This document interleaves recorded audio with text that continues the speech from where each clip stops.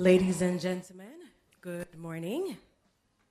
As we begin today's dialogue, let us rise for the playing of the national anthem.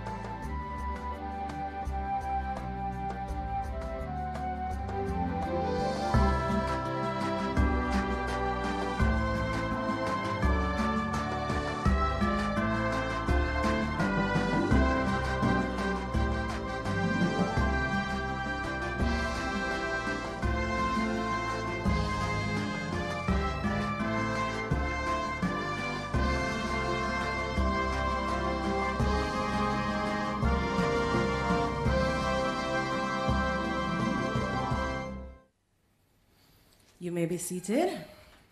So good morning again, everyone. Welcome to the National Youth Dialogue, where today we're gathering bright young minds and passionate advocates to discuss how we, the youth, and yes, I said we, the youth, we're all youth here today, yes, can be at the forefront of building resilient and inclusive communities. I am Samantha Wilmot, and I'm thrilled to be one of your hosts for today's pivotal discussion. And I'm Kevin Lewis, equally as excited to bring you through what promises to be an engaging and insightful forum. So today we're not just here to talk, but we're here to engage and discuss how we can shape the future and explore youth perspectives on how we can better the future for not just Jamaica, but the entire world. Indeed. So we have an incredible lineup of speakers for you today, lots of discussions and interactive sessions. So let's get started and make sure our voices are heard. And as we build the resilient, inclusive, and prosperous future we want to see.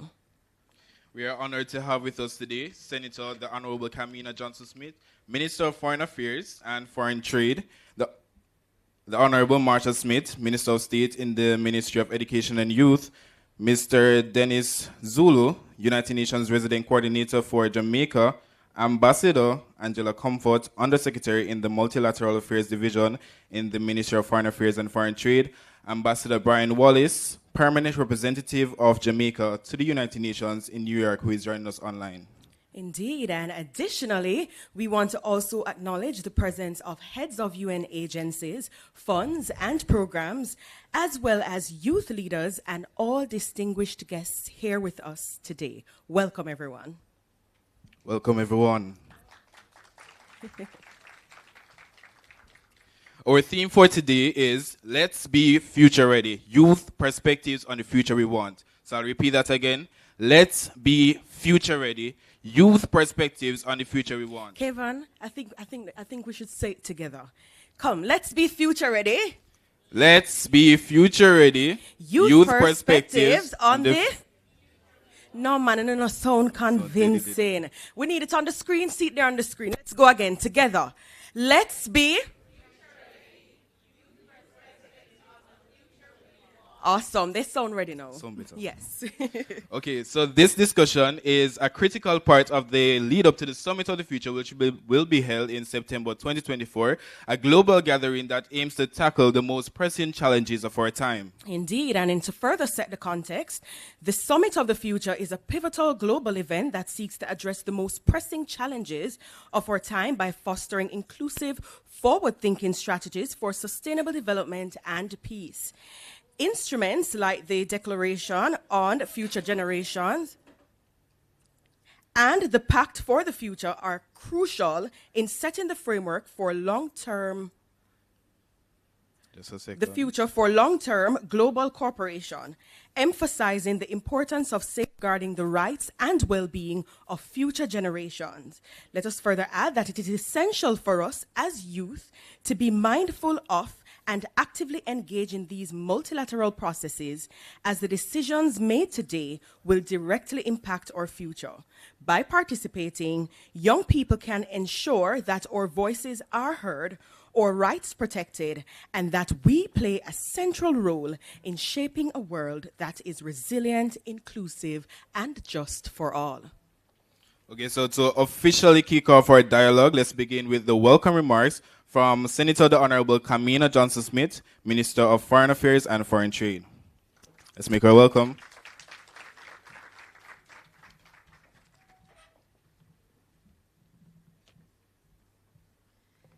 Thank you, Masters of Ceremony. Let me see. Yep, thank you very much. The Honorable Marsha Smith, Your Excellency Mr. Dennis Zulu, UN Resident Coordinator and heads of UN agencies present here today, heads and representatives. Ambassador Brian Wallace, if you are here with us virtually, I see we have some technical issues, so if not, in absentia.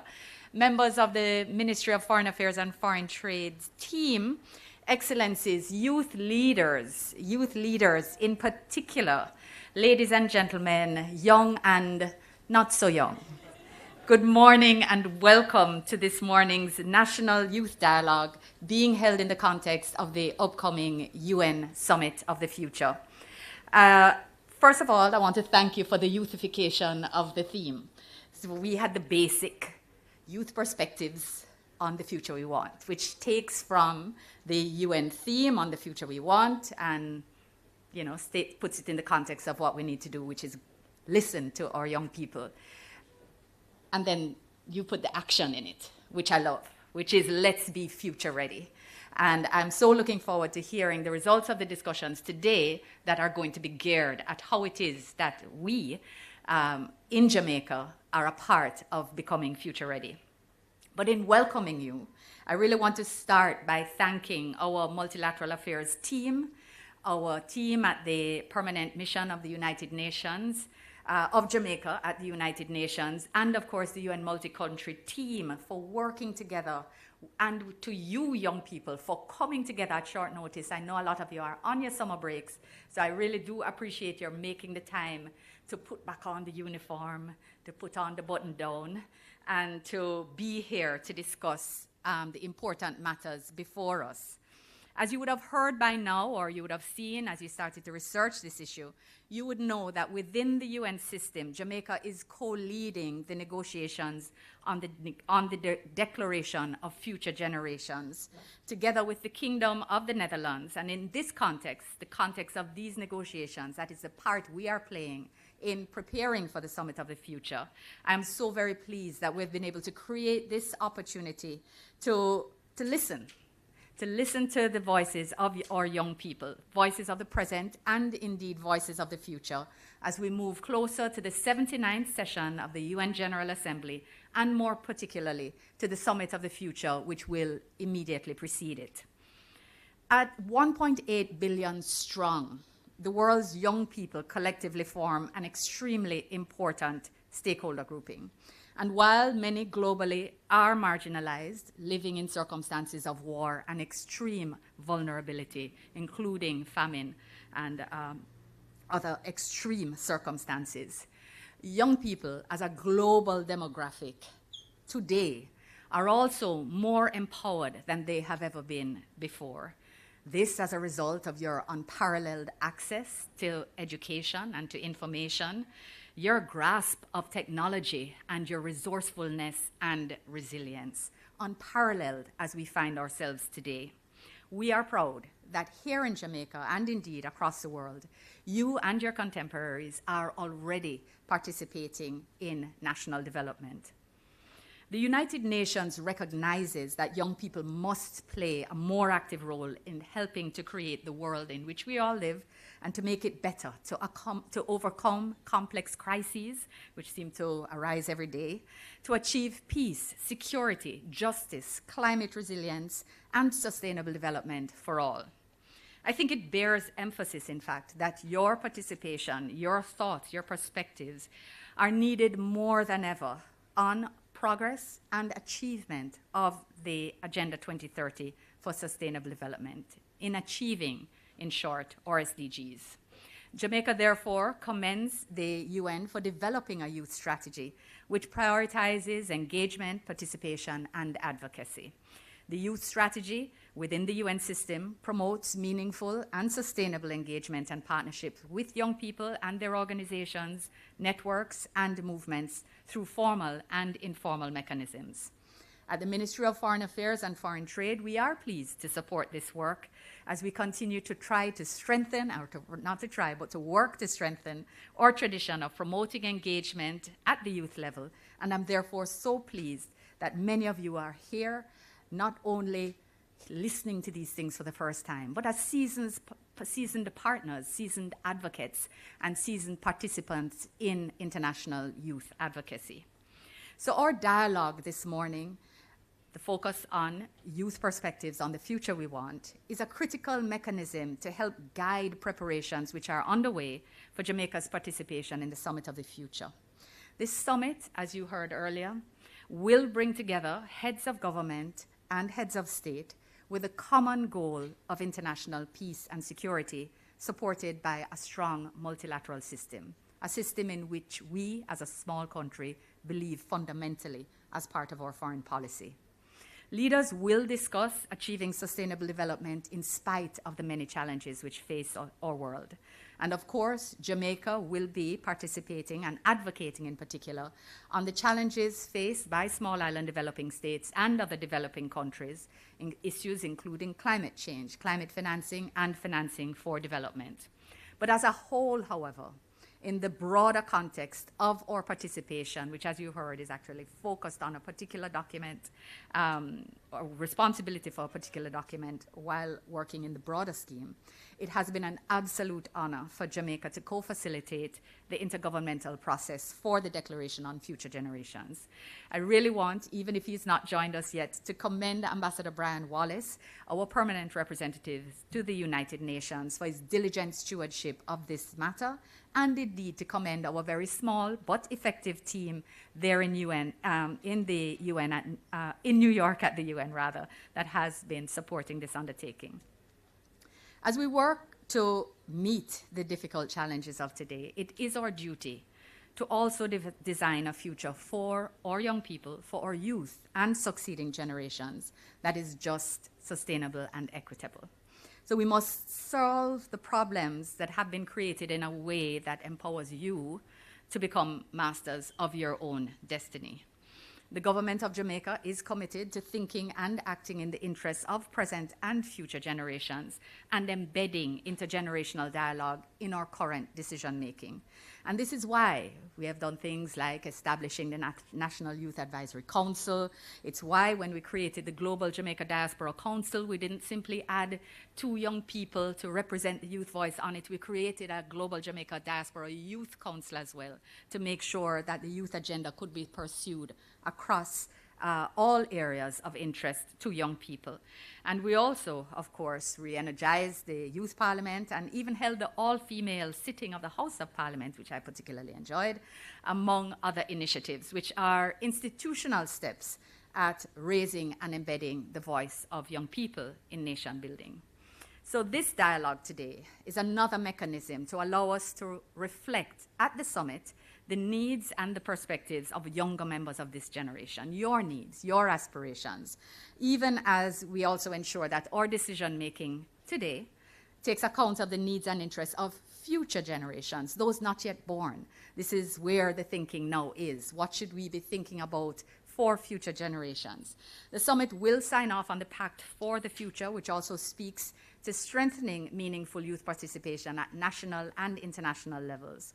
And we recognize, of course, that member states of the UN are at different stages in terms of youth engagement. All countries are not yet of a cultural mindset to bring young people together and to listen to them at a governmental level. So Jamaica has a lot to be proud of in this regard. At last year's preparatory meeting at the 78th UN General Assembly, my colleague ministers and I were actually really pleased to hear from the youth advocate, the UN's youth advocate, Ms. Varaidzo Kativu, who spoke really strongly and soundly and inspirationally on behalf of young people. And we heard her loud and clear. Young people have been calling for seats at the table, for equal partnership in policy and decision making, and for strengthening intergenerational partnership and solidarity.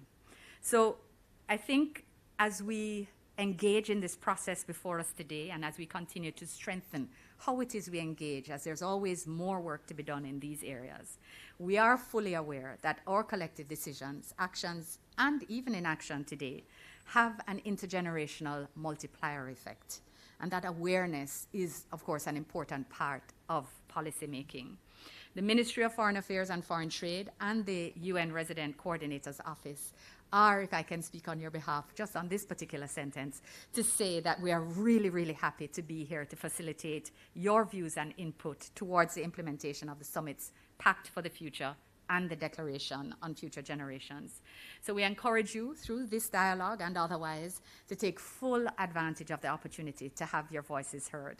As you would recognize from the participants today, which are quite ranging, you would see that we recognize that engagement shouldn't only happen nationally, it should happen internationally, and our diaspora is a part of that, as they are also a bridge between our societies. I am confident, in fact, that we are quite clear that all young Jamaicans at home and abroad must be empowered to achieve their full potential and to play their part as agents of change. So as we participate in today's activities, I do hope that we will confront a few critical issues as part of our discourse. I'm hoping that one of the issues we'll discuss is the role of young people in ridding our nation of crime and violence. Young people are both perpetrators and victims of violence to an inordinate extent, and we really have to find solutions to these issues, and the voice of young people, of course, is critical to that.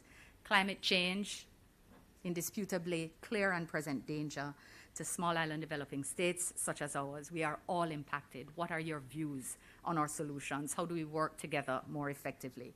We look forward to hearing. So notwithstanding, again, these issues, in spite of all the unavoidable global challenges and suffering at national and international levels, we must recognize and capitalize on moments of hope and moments of opportunity, such as presented by this summit. Opportunities to harness goodwill globally, to leverage it into positive action for the future. So all of us together, young and young at heart, must choose to pursue a path to a brighter future and to be a part of that. Yes, young at heart. Yeah, I think we can claim that space if no other. So I want to emphasize how important it is that we work towards creating a future that is just and equitable. Make no mistake, as wise financial investments mature and pay dividends, wise personal, intellectual, and social investments in Jamaica will create the future that we want to see, and you are core to that. You are not only the beneficiaries, but you're the developers of future sustainable action. So I'm confident in your abilities, in your intellectual strength, and the robustness of your your abilities to discuss issues in the way they need to be, frankly and clearly. And that, I think, will produce fruitful outcomes from today's discussion. So I want to thank you again for being a part of this, for coming together, and for sharing your perspectives, as you will do later today. Thank you once more, and all the very best as we get future ready. Thank you.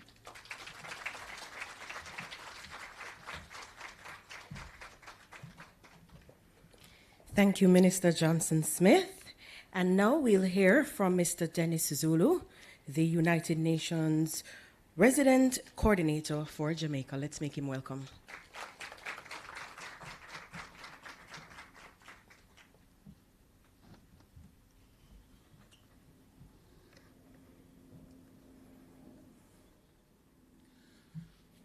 Good morning, young people. You see, I left no one behind, right? I'm inclusive in my greeting this morning. Good to be here and good to see a turnout of this nature. So let me first of all recognize the presence of our dear Minister, the Honorable Kamima Johnson-Smith, Minister of Foreign Affairs and Foreign Trade, the Honorable Marsha Smith, State Minister, the Minister of Education and the Youth, Ambassador Brian Wallace, who could be on the line this morning, but I'm sure he will join later on the day. Ambassador Angela Comfort, the Undersecretary, Multilateral Affairs Division, Ministry of Foreign Affairs and Foreign Trade, representatives from PIOJ, other senior government officials from Ministry of Foreign Affairs and other ministries present here this morning, UN colleagues and other representatives of international organizations, members of the media, and of course, our dear youths. On behalf of the United Nations Secretary General Antonio Guterres and indeed the United Nations country team here in Jamaica, let me add my extension of a warm welcome to you all for participating in this National Youth Dialogue on the Summit of the Future under the theme, Let's Be Future Ready, Youth Perspectives on the Future We Want. It's always a privilege and honor to share and learn from the young people of Jamaica. The future belongs to you, and your voices are essential in shaping the communities we all want to live, raise families, do business, and retire in right here in Jamaica and around the globe. As a nation with a vibrant and significant youth population, Jamaica's government has prioritized the needs and aspirations of its young people through various forward-thinking initiatives. Like you, the United Nations understands the pivotal role that youth play in shaping a brighter future for all. And this is why we're eager to respond to your call, Minister Johnson-Smith, to collaborate with the government in engaging Jamaica's youth to discuss, advocate, and influence the kind of world that they will inherit. Thank you, Minister, for your wisdom and your vision and leadership. Let's all give the Minister a well-deserved round of applause.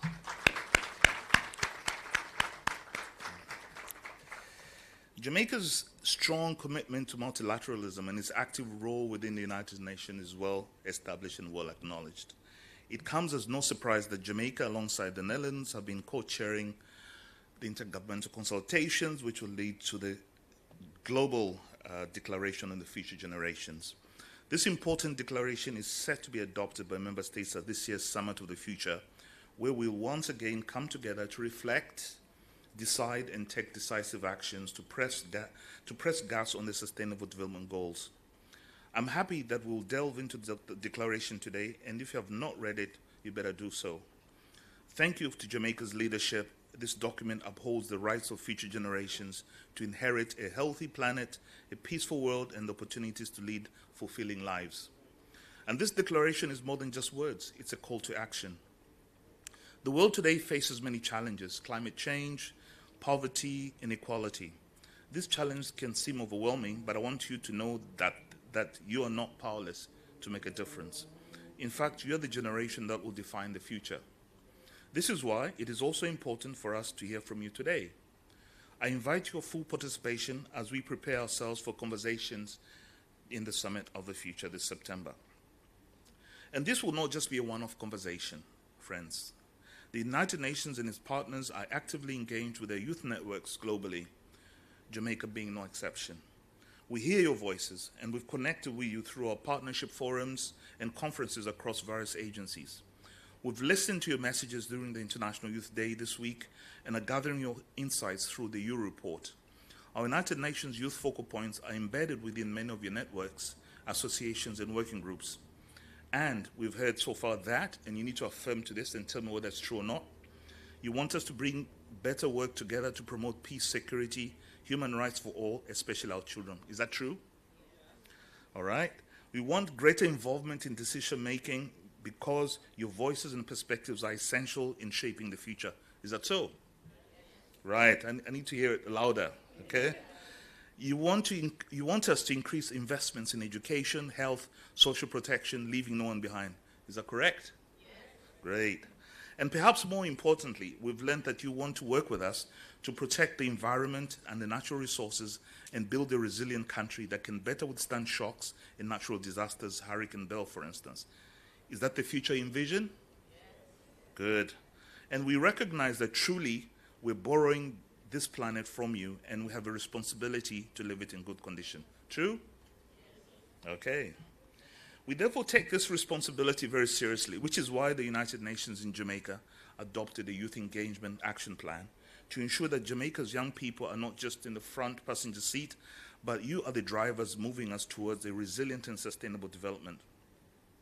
I'm happy to announce that in the next phase of our Youth Engagement Action Plan, the UN in Jamaica will launch its first ever Youth Advisory Group this coming Monday.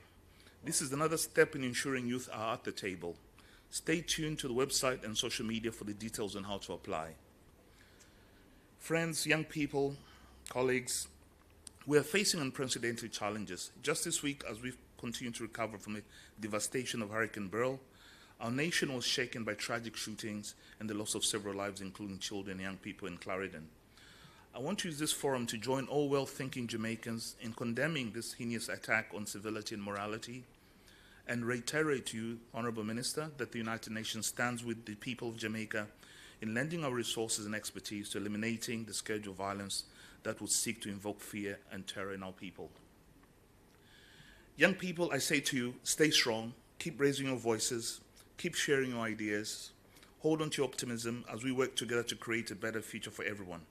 The future still belongs to you. It is a future still full of possibilities. But the future you want, as you see, requires your hard work, your dedication, and your passion. I have no doubt that you're up to the challenge, and I have no doubt we are beside you every step of the way. I thank you.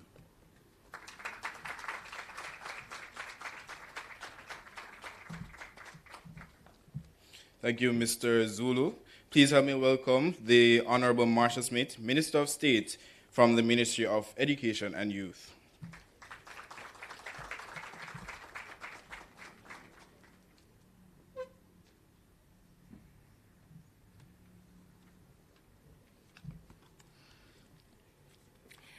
Good morning. Let me first greet our moderators this morning, Ms. Samantha Wilmot and Mr. Kavan Lewis. I'm happy that we're having young persons corral and lead us in these discussions this morning. Your leadership role is important at the beginning, in the middle, and at the end. Okay? So thank you so much. Senator, the Honorable Kamina Johnson-Smith, the Minister of Foreign Affairs and Foreign Trade. Mr. Dennis Zulu, the UN Resident Coordinator of Jamaica, and the other members of the UN agencies who are here. Ambassador Brian Wallace, the Permanent Representative of Jamaica to the United Nations. Other members of the Diplomatic Corps present. Representatives of the Ministry of Foreign Affairs and Foreign Trade and the Ministry of Education and Youth, representatives from the Jamaica Umbrella Youth Groups, the Diaspora Youth, and the UN Association of Jamaica, and all youth present, which includes all of us, ladies and gentlemen, and the media. It is a wonderful morning, and I know that the discussions today will yield much results. As we prepare for the Summit of the Future set for September of this year in New York, it is a great opportunity for us to assess where Jamaica stands in relation to achieving the Sustainable Development Goals. And it is very fitting that we are having it this week, a week when we would have celebrated International Youth Day on Monday. And in my engagement with the youth on that day, I reminded them of paragraph 53 of the 2030 agenda. And at that paragraph, the agenda sets out very clearly that if we are to address the issues facing all mankind, youth are at the center. Every young person in this room should know that paragraph by heart, because it ultimately underscores that goal 17, the goal that deals with partnership, requires youth partnership. At the Ministry of Education and Youth, we fully endorse today's dialogue. Through our various policies, initiatives, we are seeking to help Jamaica achieve its sustainable development goals, and in particular, as they impact our children and young people.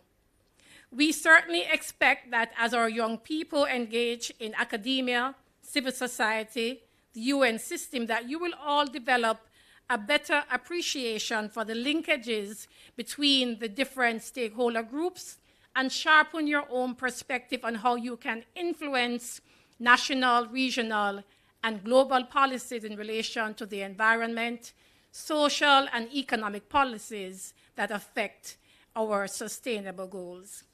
And I will be the shortest speaker in this portion of the program, but I'm dealing with young people, and I like to bring something practical to the discussions.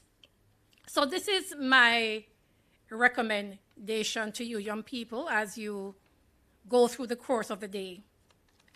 Planning for the future requires an awareness of the present. I'm going to say it again.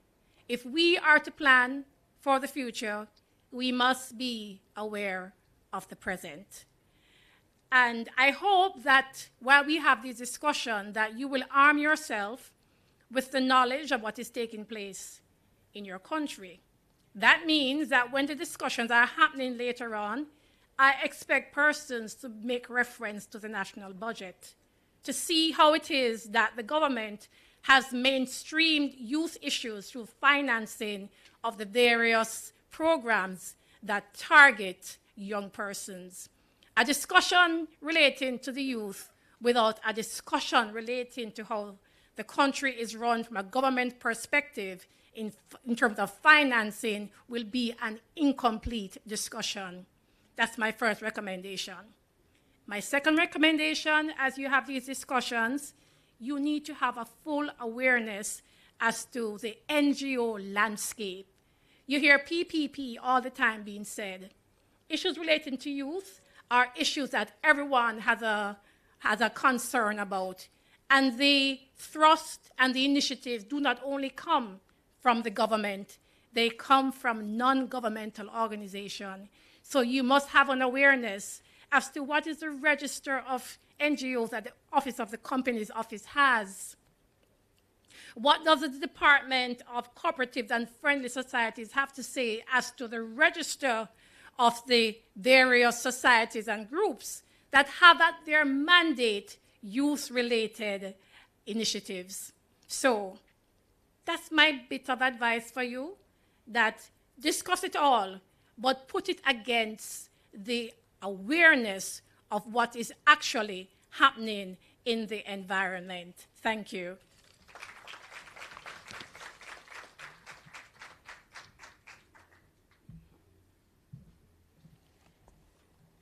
So thank you to the Minister of State from the Ministry of Education and Youth. All right, so we have heard a lot this morning so far. Minister Johnson Smith called us to action as seasoned, I just loved how she said that. I felt so much a part of that, seasoned partners and advocates. You hear that? Seasoned, so we're not just coming on. We're seasoned, right, towards youth development. Mr. Zulu also led us in confirming the future we want and reminded us of the partnership required for us to be future ready. Our Minister of State gave us two main recommendations, right, Minister of State, right? So the first one was planning for the future requires an awareness of the... Were you listening? Right? Let's go again. So planning for the future requires an awareness of the... Awesome. And the second one was that you're supposed to what?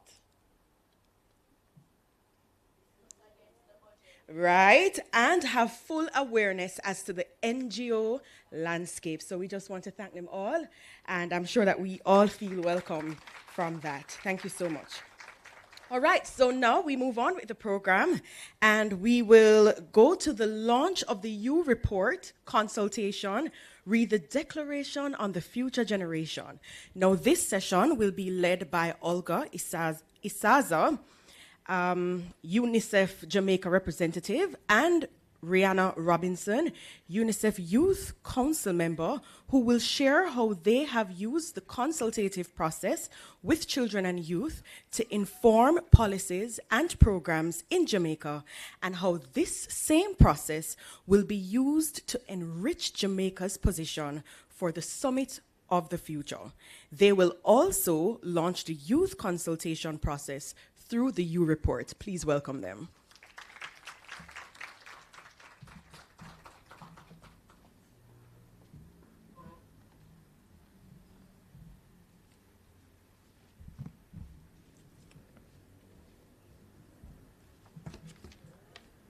Good morning, everyone. It's a pleasure to be here. Let me, first of all, present my recognition to the youth population present in the room today.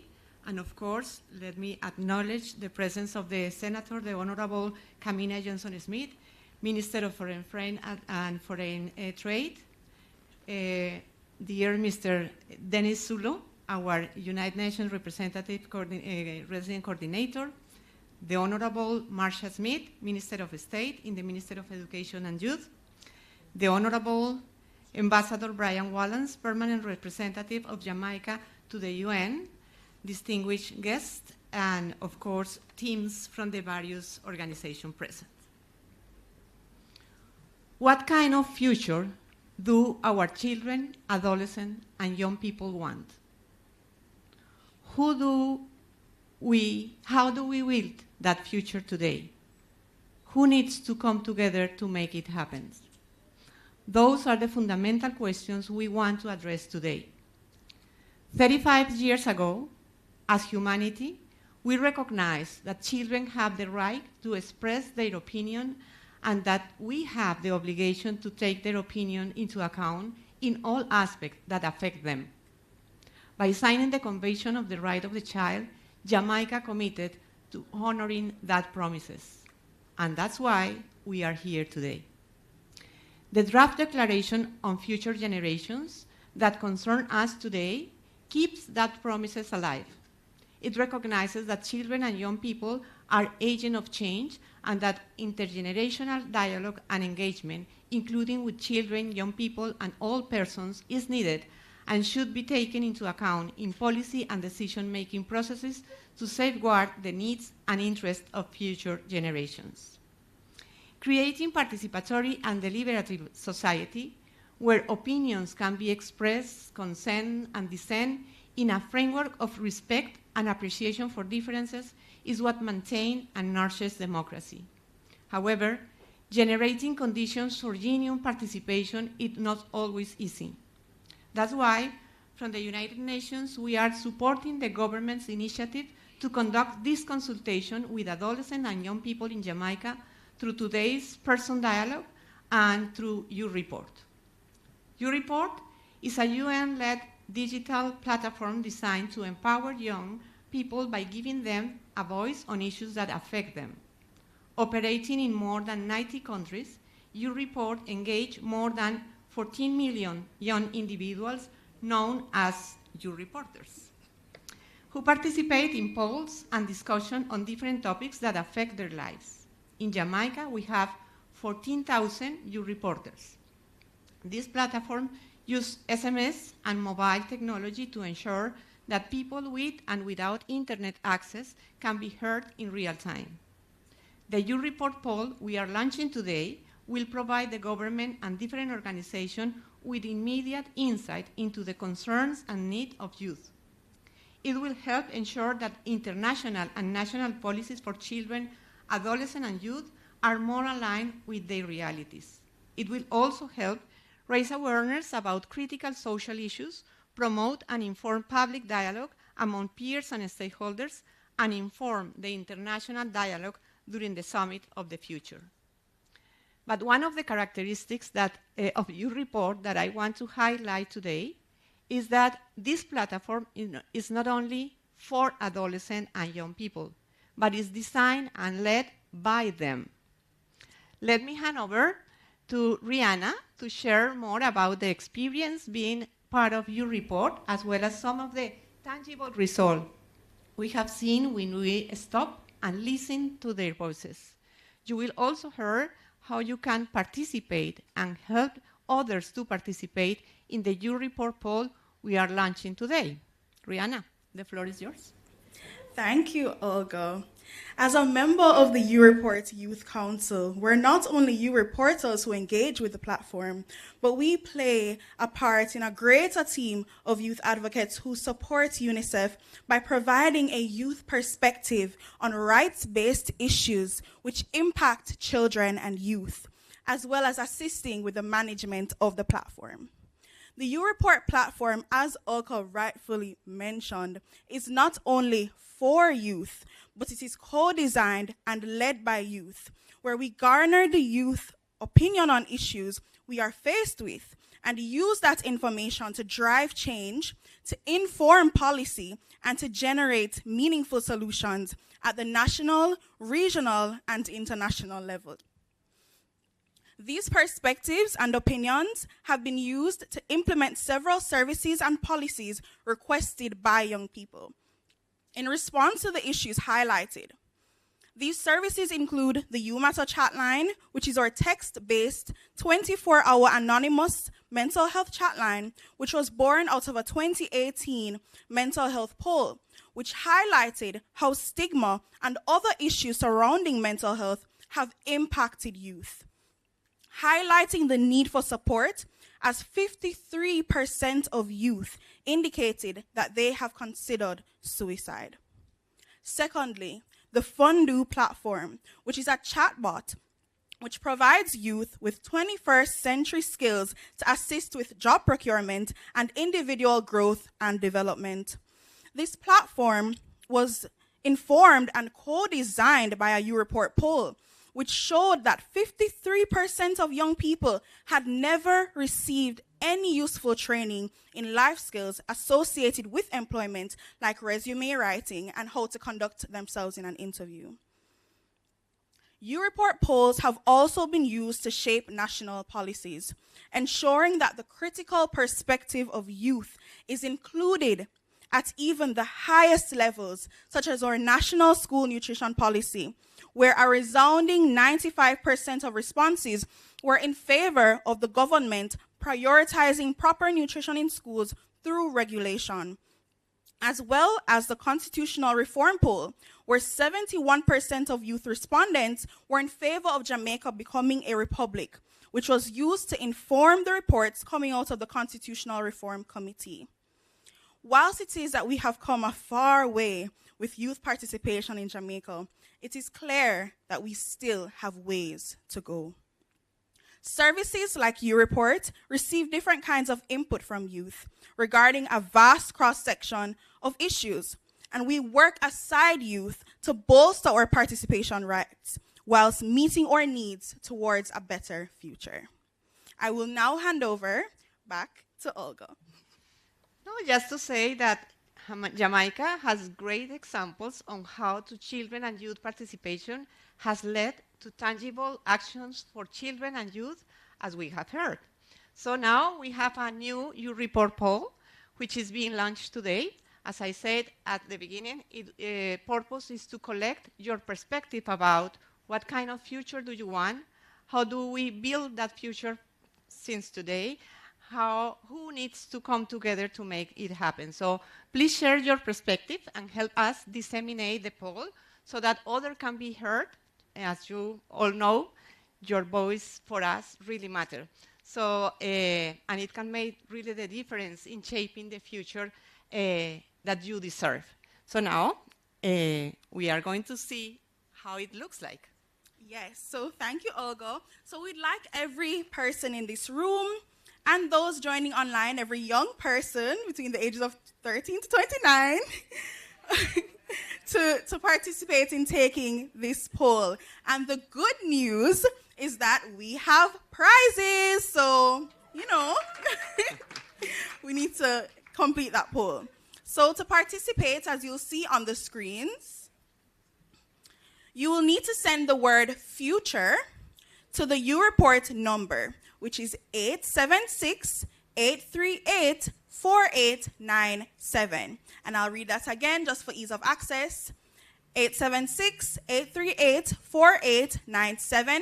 And this is via SMS or WhatsApp, or you could DM the word future via Facebook Messenger or Instagram direct message at UReport Jamaica.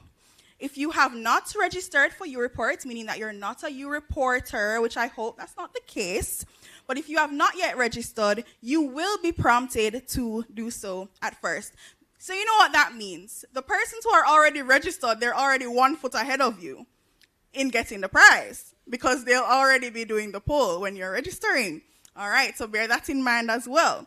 So the first 2 persons to complete the poll in the room, you will win the prizes, and those online, just indicate in the chat when you are finished, and you can screenshot the final thank you message at the end of the poll as proof that you've completed it. And you can indicate that, and we will connect with you. For those in the room, when it is that you've completed the poll, you can find anyone wearing a blue or white UNICEF shirt, and we will present you with your prizes. And just to reiterate, I'd just like you to share the poll and encourage your fellow young people, fellow youth, your friends, your peers, your schoolmates to take this poll. You can share it on your own platforms, and you can share our page at UReport Jamaica and at UNICEF Jamaica. And that's on Instagram, Facebook, and X, formerly known as Twitter. You can repost the poll. So thank you for being such an amazing audience today and listening. And I really hope to see several responses to our poll, even within the first 2 or a couple hours of launching. Thank you. More than 14,000. Yes. Thank you.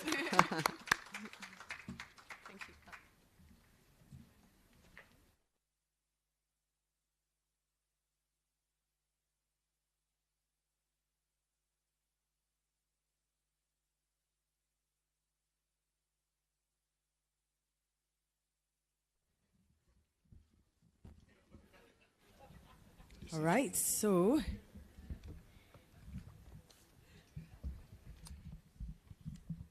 thank you. All right, so big thank you to Olga and Rihanna for that wonderful presentation. They just shared with us how through the UReport consultation, they have used the consultative process with children and youth to inform programs in Jamaica, programs and policies in Jamaica, and we just want to say a big thank you to them. I also just want to re-emphasize, so to participate in the poll, so they launched a new poll today that is geared towards, what is the kind of future that we want. And so to participate in the poll, you will need to send the word future, say future, yes, that word, to the UReport number at 876-838-4897 via SMS or WhatsApp. All right, so the word is what? Awesome, thank you. Okay, so up next we have Ambassador Brian Wallace, who will be joining us online and has been with us since morning. But before he speaks, I'd like to recognize Asher Richards, who is the co-chair of the Diaspora Youth Council. He will provide an overview of the Summit of the Future and one of the key output documents, which is the Declaration on Future Generations. This declaration is central to today's discussion as it guides how we as a global community can safeguard the interests of future generations. Ambassador Wallace, over to you. Let's welcome him. Well, thank you so much, Masters of Ceremony, for the excellent job that you've been doing so far. I've been following the proceedings here from New York, and I would ask you to forgive me if you hear intermittently some noise in the background, the noise of New York City behind me. Honorable Minister Johnson Smith, thank you as well for the introduction and for the kind words on our work on the declaration. Honorable Minister Marsha Smith, represents the Resident Coordinator Dennis Zulu for your tireless efforts as well. Ambassador Comfort, Excellencies, it's an honor for me to be here with you to share in this opportunity. It always energizes the work that we do when we have the opportunity to collaborate with our young people. You are indeed the energy of a nation and, quite frankly, the energy of this planet.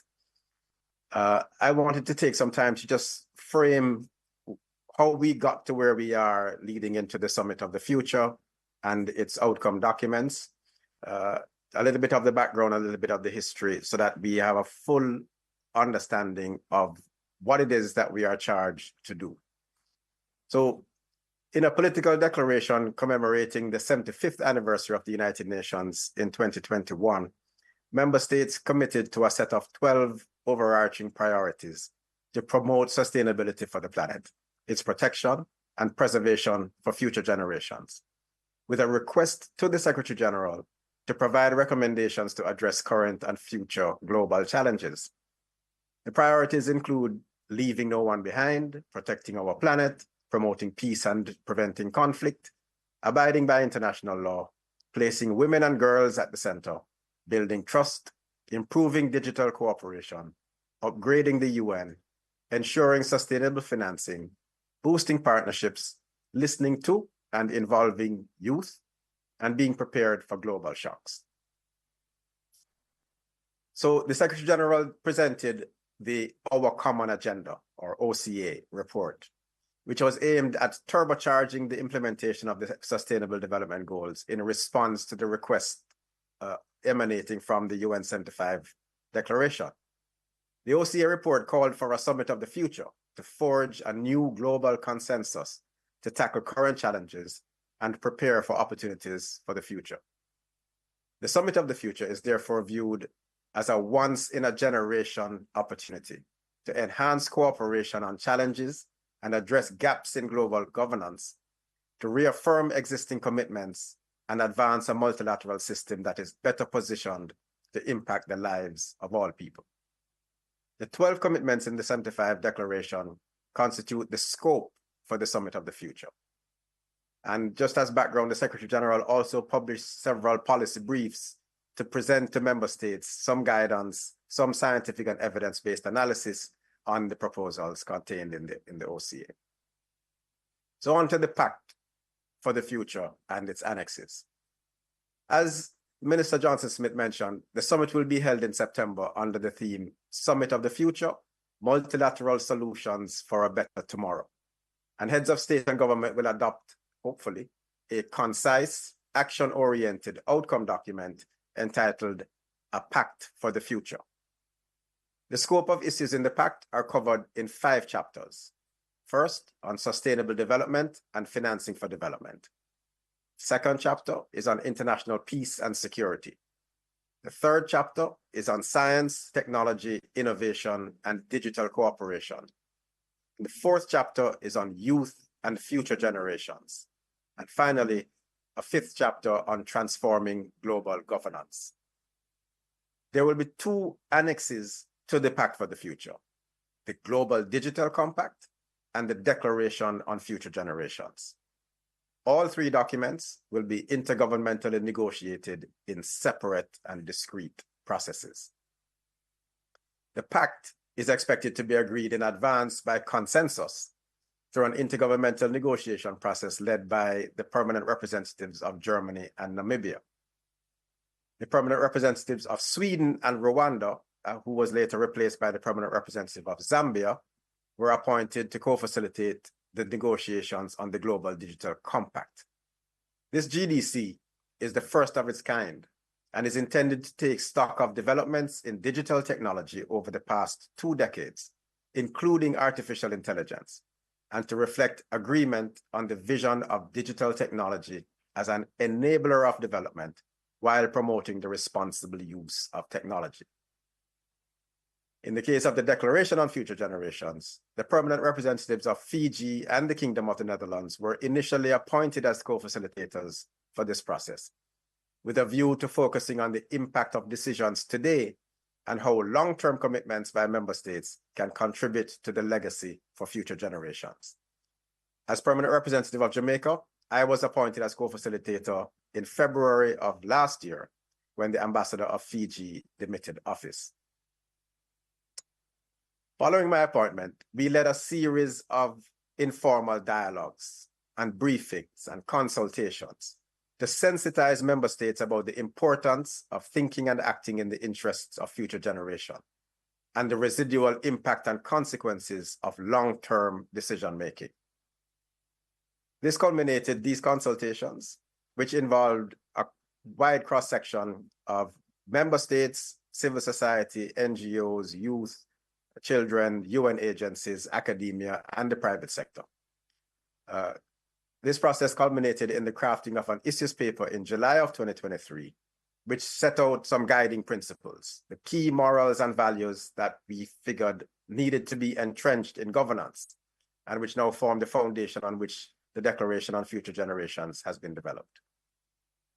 The declaration now comprises 4 segments: a preamble, guiding principles, commitments, and actions.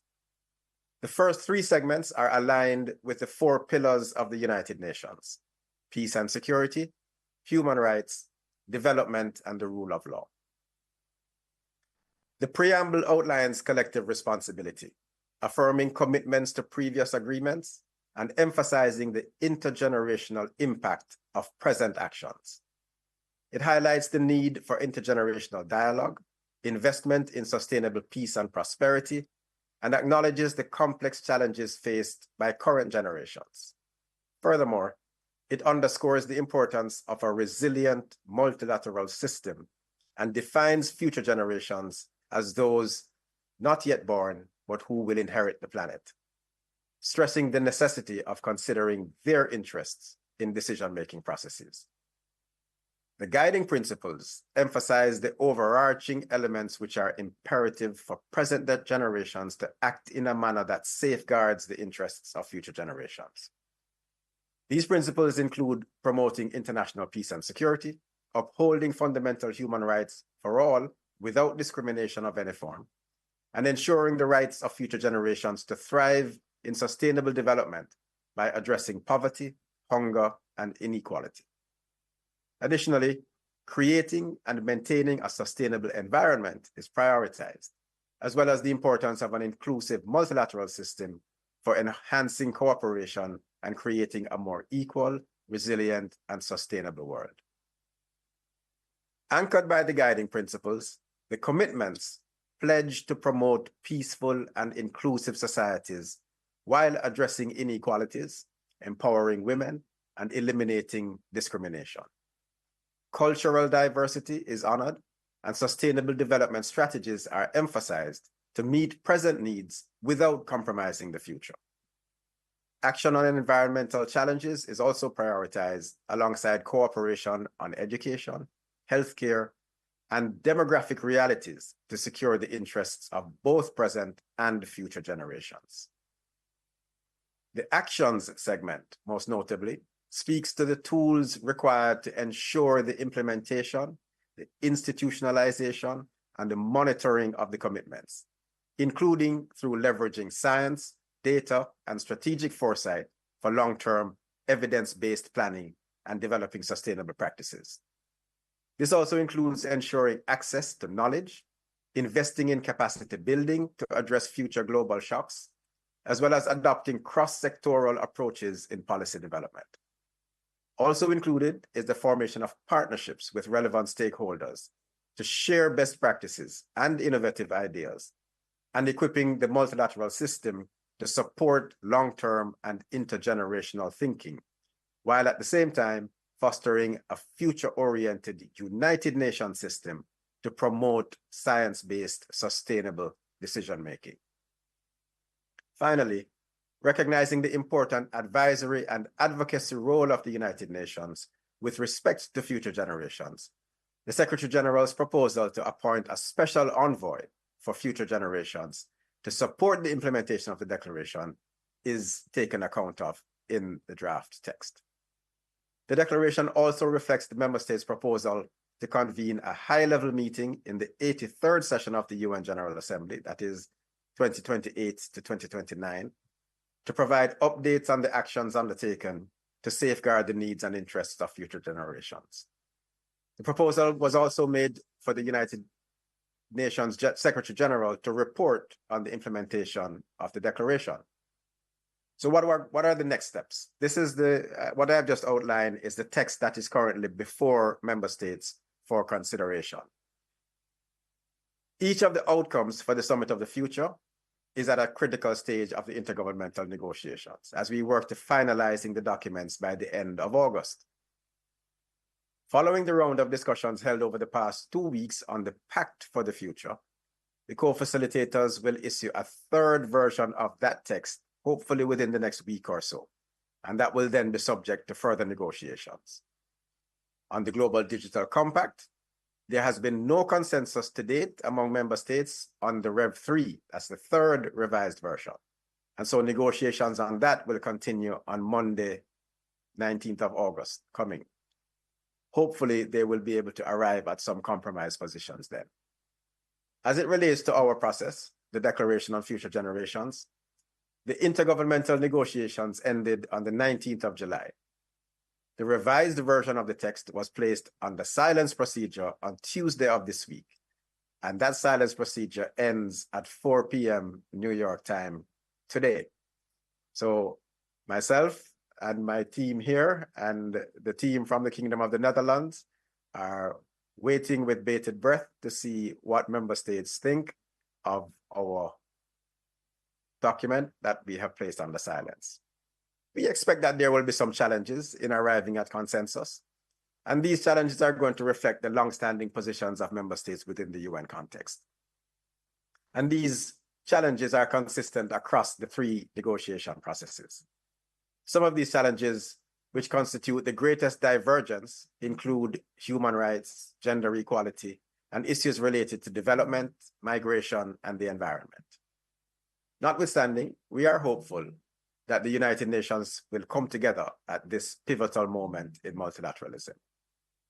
Now, what are the youth contributions in effect and potentially to the Summit of the Future outcomes? In light of the ongoing intergovernmental negotiations, the substance of the 3 outcome documents is largely determined by member states' inputs. At this stage, we are encouraging stakeholders, including youth, to transition their efforts towards the successful implementation of the various commitments and calls to action. As the next generation of decision makers, it is increasingly important for youth to begin to identify the areas in which their knowledge and skills could add value to the work that will need to be undertaken by the respective governments today. On Monday, the UN recognized International Youth Day. In so doing, we acknowledge our youth today as digital natives and playing an essential role in digital innovation, creating solutions for addressing global issues and fostering collaboration to achieve sustainable development. Jamaican youth, equally as innovative as you are resilient, falls squarely within this category. Now, the government of Jamaica is already taking steps in the right direction to safeguard the needs and interests of future generations. However, the Declaration on Future Generation calls for member states to institutionalize this way of thinking in decision-making at all levels of government, across all sectors, while undertaking a whole-of-society approach, an entirely new concept for some, and certainly for the UN as an organization. We will need the assistance of Jamaican youth in developing ideas and tools, as well as in using strategic foresight that would support the establishment of a national framework for long-term decision-making based on science and data by which we may hold ourselves accountable. Framework that transcends budgetary and governance cycles to ensure that we leave behind a society worthy of future generations. Your contribution to our shared future is critical, and it begins today. I thank you.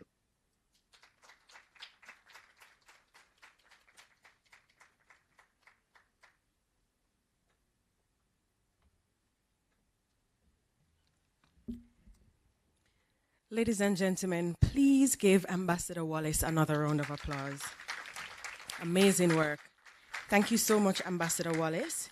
All right, so we're about to open the floor for questions and answers, but before I do that, ladies and gentlemen, later in the program, we will have the Honorable Orlando Terlong, Minister of State in the Ministry of Foreign Affairs and Foreign Trade. We'll hear from him later on in the program, so I'd just like us to also make him welcome, please. Welcome, Minister. Right, okay, right. I thought he was going to come up. You want to come up and say hi, Minister? No? Okay. All right. So now we'll open the floor for a question and answer session with Ambassador Wallace. Now, I also want to encourage our participants online, please feel free to pose your questions and we'll definitely ensure that they're included in the question and answer segment. So this is an opportunity for you to ask Ambassador Wallace any questions you may have. So since I have the floor, I'll start, Ambassador, if that's okay with you. All right, so Ambassador Wallace, how easy or difficult was it to have member states come to consensus within this process? Because not everything is easy, but not everything is difficult either. Please share with us.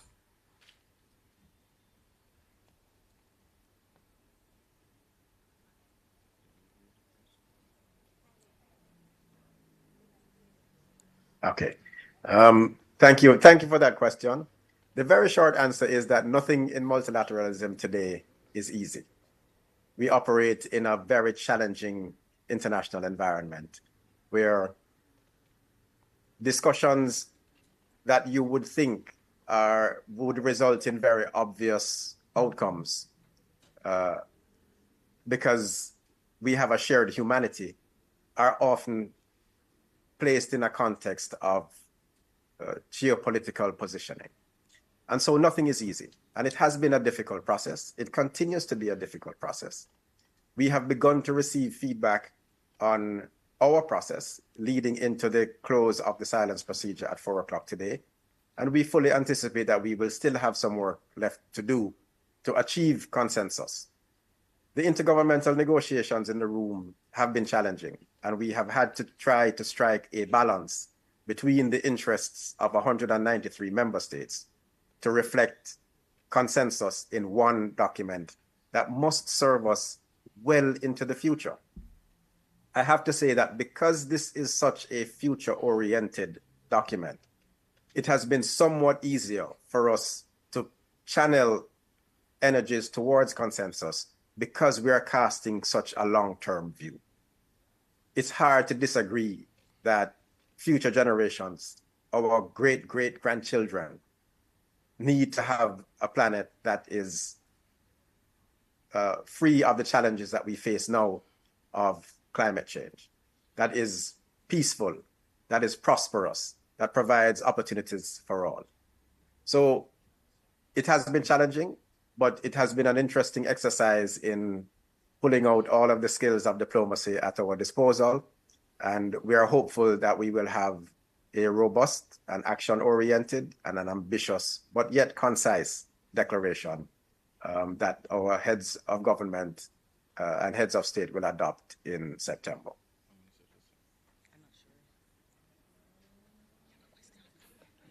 I think Minister Johnson has a question. I think I would like to pledge a prize, another prize from the UN for anyone who can answer, who is not a member of the Ministry of Foreign Affairs and Foreign Trade or a UN agency. What is a silence procedure? Do you know what a silence procedure is?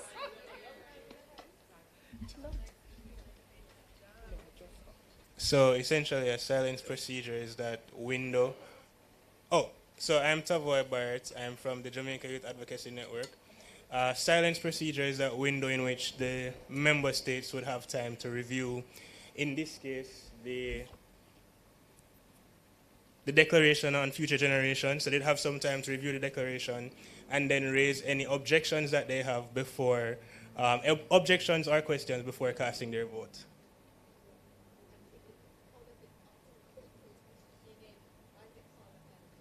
Okay, so that much I'm not sure.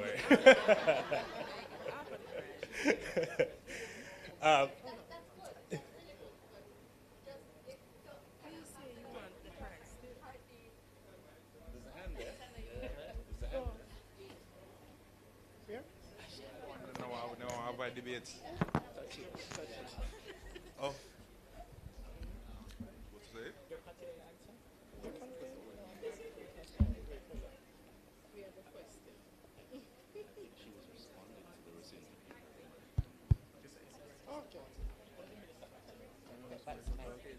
Excuse me? I'm being told I don't get a prize if I answer. But it's just somebody has the other half. Perfect. Go ahead, please. So the question was to why it's called a silence procedure, correct? Yeah, how does it operate? Yeah. Apologies. My name's Kevin Pinnock. It's called a silence procedure because it's aimed to avoid debates, essentially. That's the idea, correct? And it promotes the conversation in a more written fashion. I just want to avoid the debates. Reel it back in. You're not going to hear the conversations. It's essentially, if nobody raises an issue, then it's taken that you have agreement. But if you break the silence, then it reopens the document in its entirety. So it's a silence procedure. Is when something is put out to a body or a group or the entire organization to say that this is our document. This is where we are. Remember, you're dealing with 193 countries, right? This is our document. Are we agreed? If nobody says anything, then yes, we are. And if one person says something, then it's game on for anybody to raise anything again. Okay. So it's silence procedure because it operates through consensus by silence. But thank you for giving. I think he should still get a prize. But yes. Very well done. I do have a question for Wallace. Okay, thank you, Minister. So yes, I do have a question for Wallace. Okay, Ambassador Wallace, my question is that with 193 countries involved and based on the quantity of youth, 1.x amount billion, there's a lot of perspectives from the youth themselves in that regard. So what are the odds of this silence procedure going off without a hitch?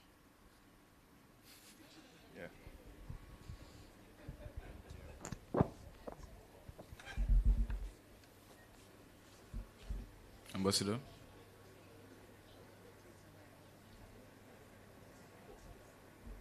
Audio. I'm not allowed to unmute myself at this stage, so the technical folks have to unmute me. The odds, 0. It's very likely that we will have silence broken because there is such a divergence of views on many issues. The question of human rights, there is always a view from one side of the room that there is not enough. There's a view from the other side of the room that some negotiated documents are tilted too far on human rights and not enough on development. There are some who have very specific interests that they want to see reflected in the declaration. Whether or not that upsets the balance of the text, that's something that as co-facilitators, we have to take into account. So sometimes our benchmark is how can we make everybody equally unhappy? Not so much how we satisfy everyone. And that is what we are working towards. We expect to have some discussions over the next few days to try and bridge disquiet. Folks who have their concerns, and there will be some as well who will simply want to push a little bit harder to see if they can get something more ambitious on an issue that is of particular importance to them. We have, as co-facilitators, our role is to make sure that we maintain a balance in the text. I'm sure you are aware that there is a north-south divide, but there are also special interests or special areas of interest that particular member states and groups of member states may have that they will want to push. So this is not easy work, but it is how multilateralism operates. And it is a good example of how working towards consensus means standing up for your principles, but being willing to compromise.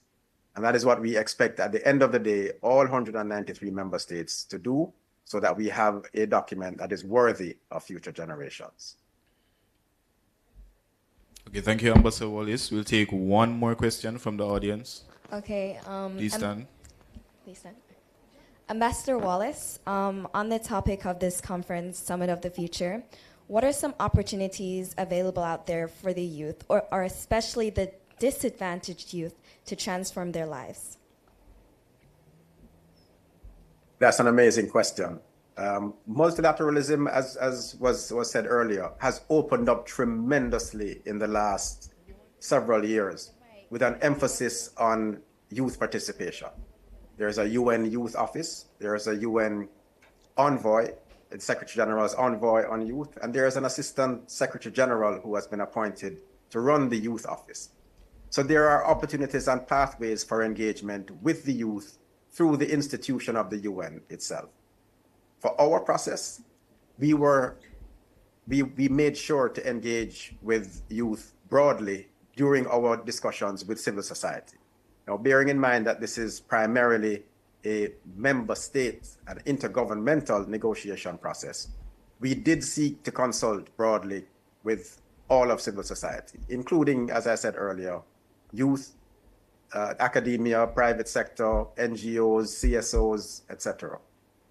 And I have to tell you that the most engaged and the most constructive among all of the groups that we have engaged with were the youth.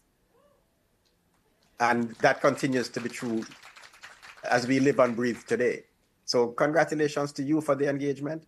There are opportunities for further engagement. You have to stay attuned to the process.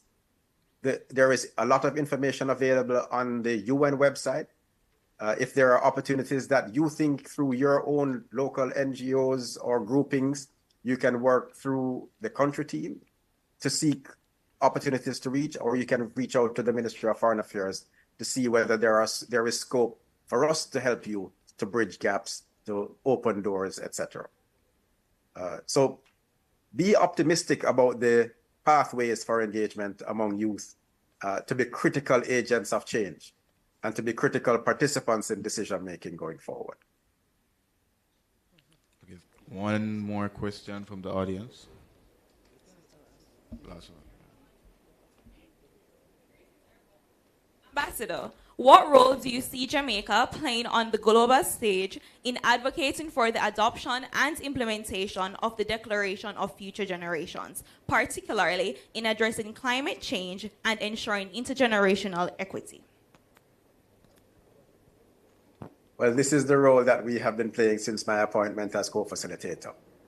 I have to say, at the time I was appointed to lead this process, along with the ambassador of the Netherlands, this process was in murky waters. The role that Jamaica has played in bringing interest and in bringing cohesiveness and ambition and buy-in to this process is something that Jamaica should be proud of.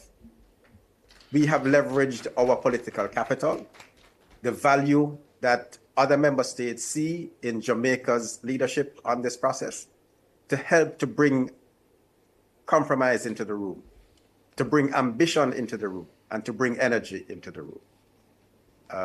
And so if we're able to agree this intergovernmentally and adopt it at the Summit of the Future, there will be a legacy for Jamaica's role in crafting this declaration and in leading this process for decades and hopefully hundreds of years to come. So our role has been essential, and it's something, as I say, that Jamaica can be justly proud of.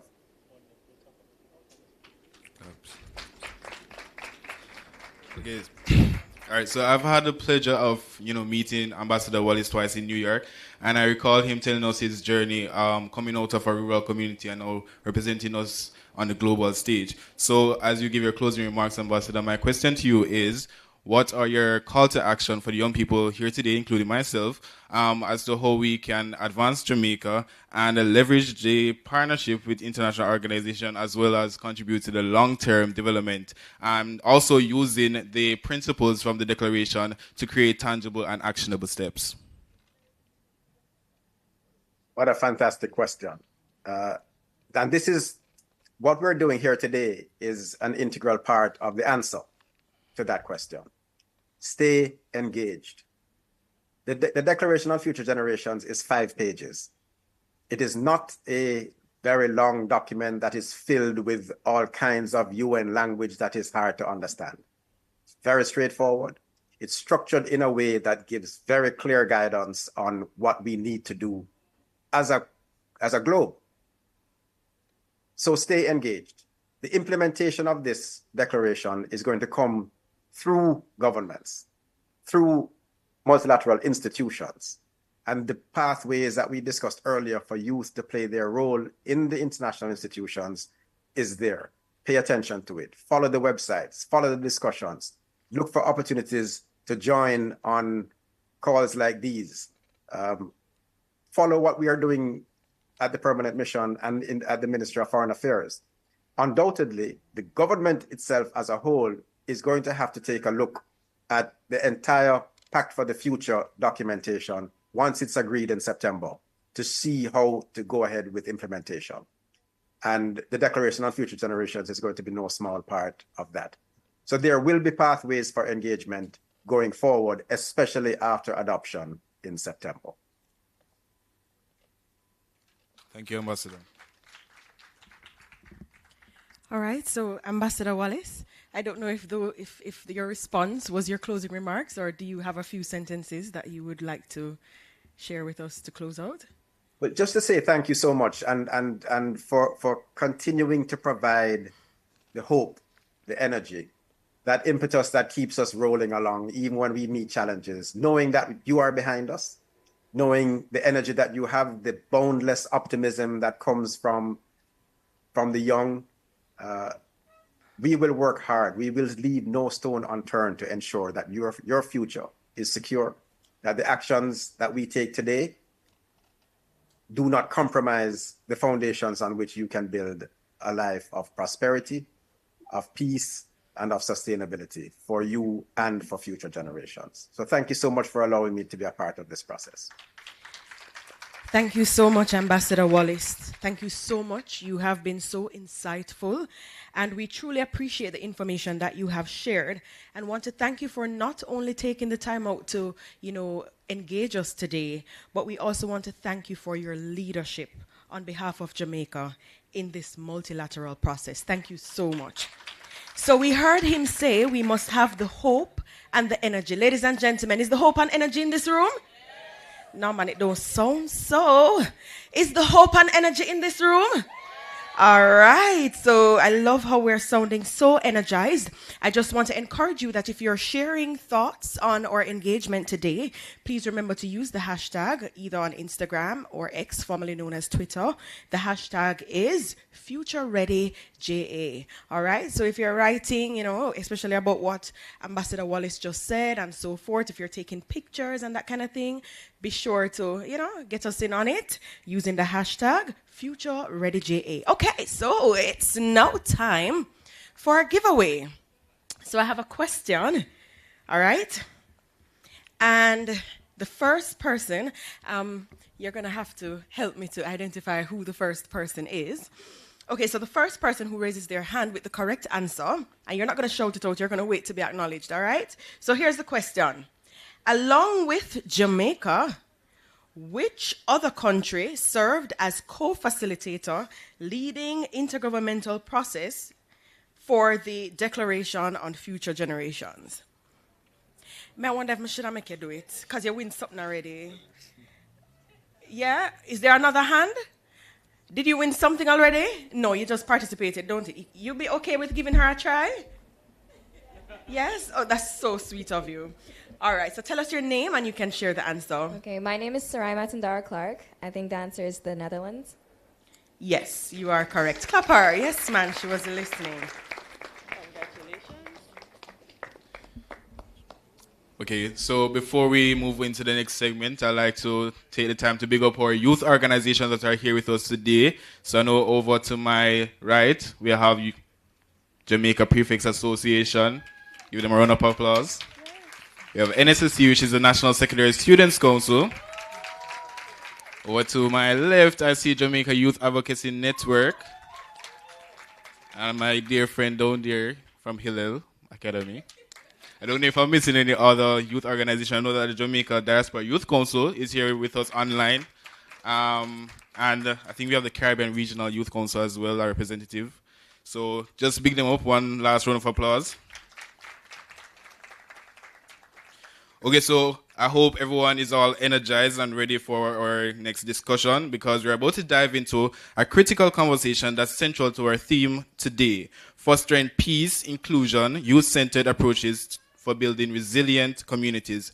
I repeat, fostering peace and inclusion, youth-centered approaches for building resilient communities. In this panel, we'll explore how we as young people can lead the charge in creating communities that are both resilient and inclusive.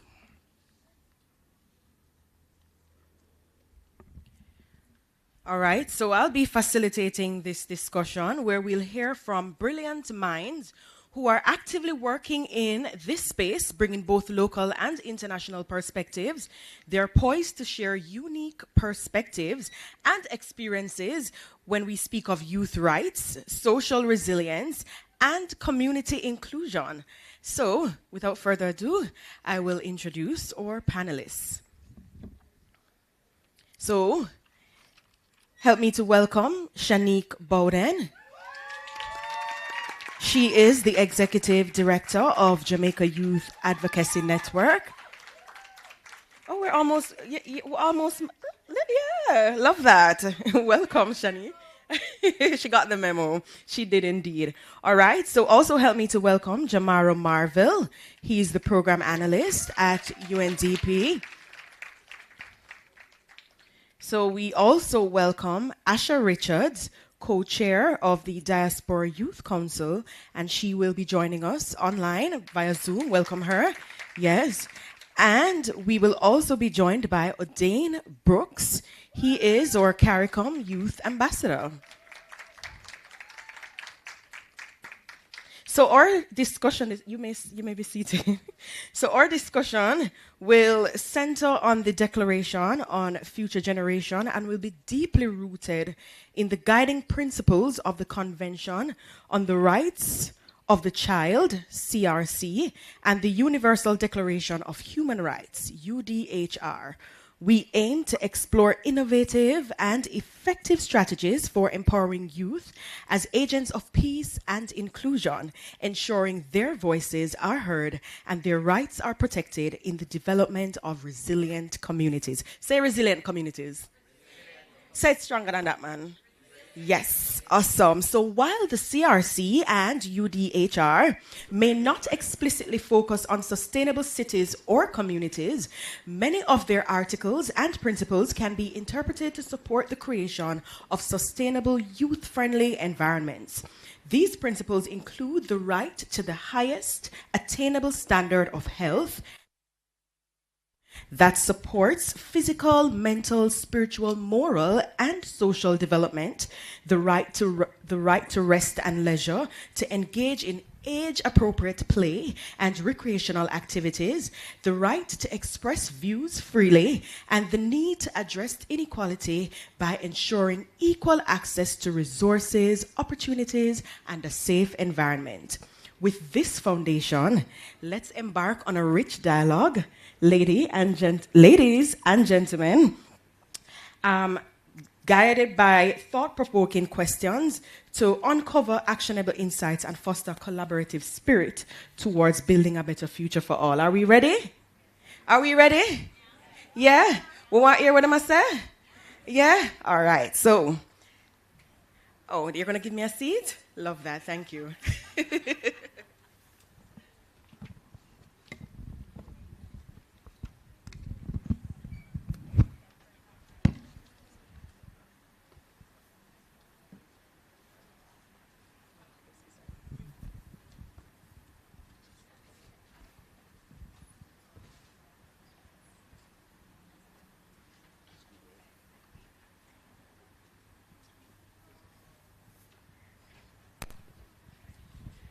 Okay, so I can see Asha.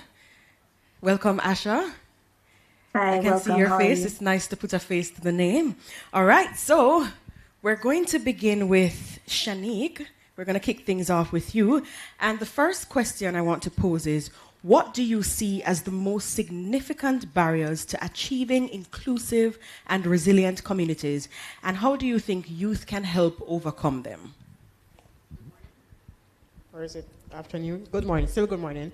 So, Shanique Bowden from Jamaica Youth Advocacy Network, and necessary to mention that again because I'm prefacing all my comments from the very much youth perspective of the persons within our advocacy council and our larger network. So they very much help to inform my responses today.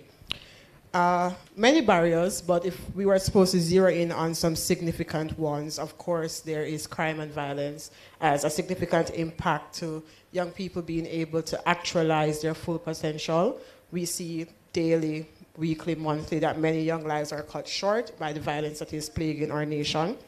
We also have economic inequality perpetuated by poverty and underemployment especially. We have been hearing that, unemployment is down, but of course there's still significant underemployment and largely limited access to opportunities for strong earning potential for young people. We also have environmental vulnerabilities, as we're seeing from the impacts of burial. Many of our southwestern parishes are still significantly impacted, and even some of the questions that we've been having within our context is how do we the school year starting for some of the schools that are still needing to be rebuilt, and those sort of issues. And then very quickly, last two, limited civic engagement. Young people are very apathetic towards what's happening within our society. Many do not know or understand what it is that our government do, and even if they don't see them doing it respectfully. And so they are also not very interested in the civic nature of the work that Jamaica is undertaking. And of course, quite bigly, there is inclusivity, which impacts several young people in very different ways, but calling out especially young people living with HIV, young people with disabilities, and LGBTQ youth who often cannot operate in the same spaces that young people who do not have these vulnerabilities and identities can, and may find themselves facing significant stigma, discrimination, especially when it comes to accessing information and services. Oh, so very just, quickly. Just a follow-up question. Okay. The opportunities. Right, so, yes. right. So we do see just generally many ways that young people themselves are, entering these different pockets of space through the different networks that we see being established. Especially on the issue of climate change, we do see quite a number of youth groups who are leading climate change initiatives as simple as beach cleanups to speaking to policymakers about the changes that they want to see.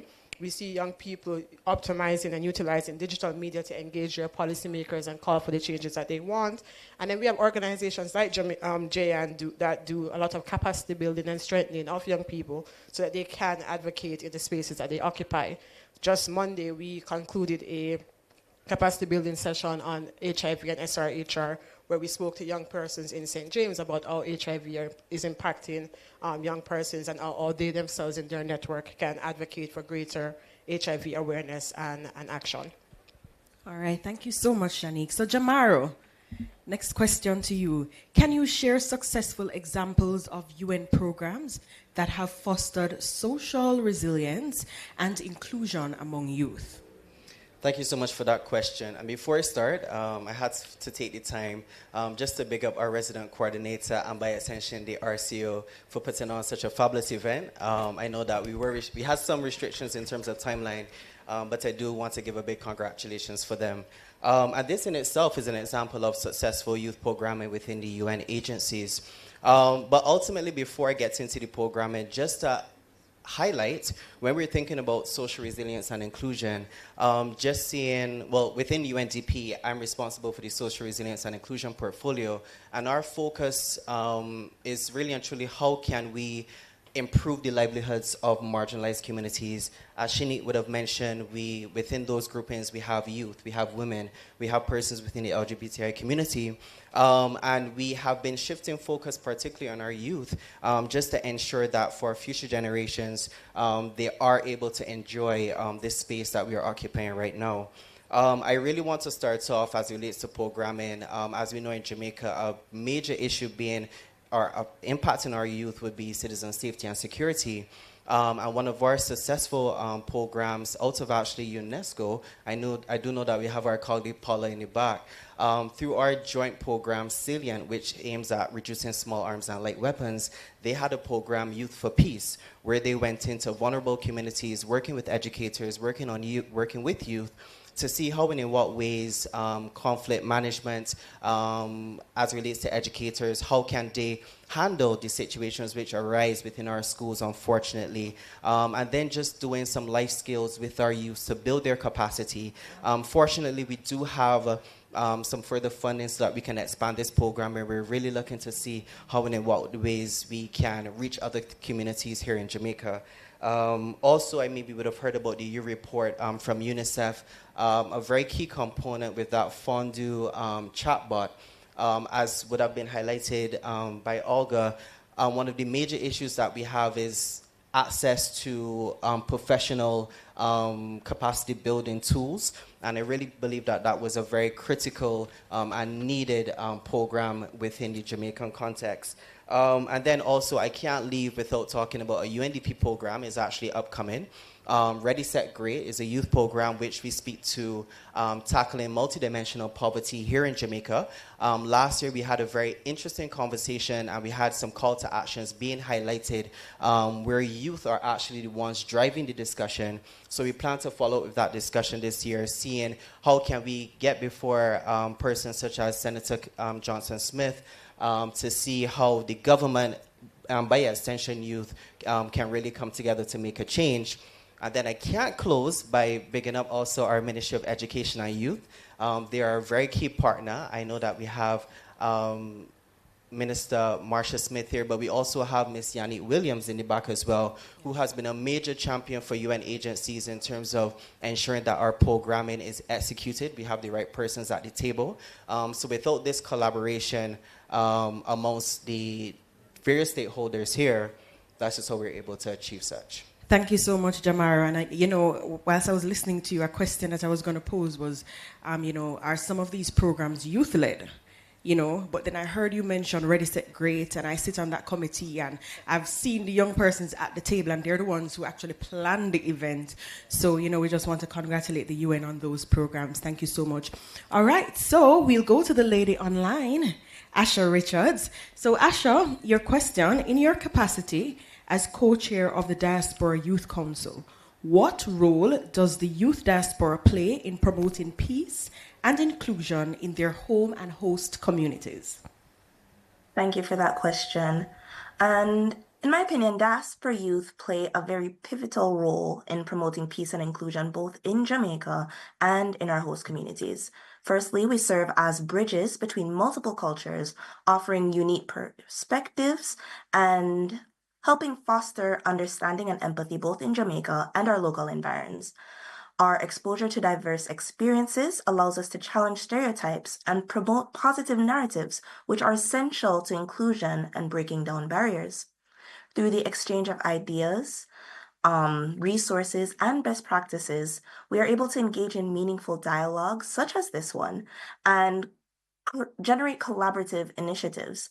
Diaspora youth have the benefit of experiencing different global systems, programs, and initiatives, being able to see firsthand what works, what doesn't work, and be able to think of the beneficial applications to the Jamaican context. Furthermore, the commitment of diaspora youth to volunteering and advocating for equitable opportunities further strengthens our capacity to influence policy and community building efforts. For example, Reconnect JA, established by a UK diaspora youth member, is one of many emerging nonprofits encouraging diaspora youth to go to Jamaica and create impact through volunteerism. By leveraging our network and sharing identities, we are not only able to enrich our own communities, but serve as catalysts for sustainable development and social cohesion. Ultimately, diaspora youth embody the potential and build resilient communities grounded in peace and inclusion, ensuring that our voices are heard and our actions lead to tangible change. Thank you so much for that, Asha. And you have really shown us how important the diaspora youth group is towards youth development here in Jamaica. All right. So, Dane, it's your turn now. You have been involved in several UN programs that foster social resilience and inclusion.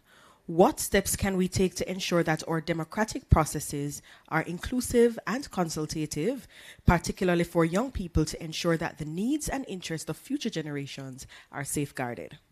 Thank you for that question. Good morning, everyone.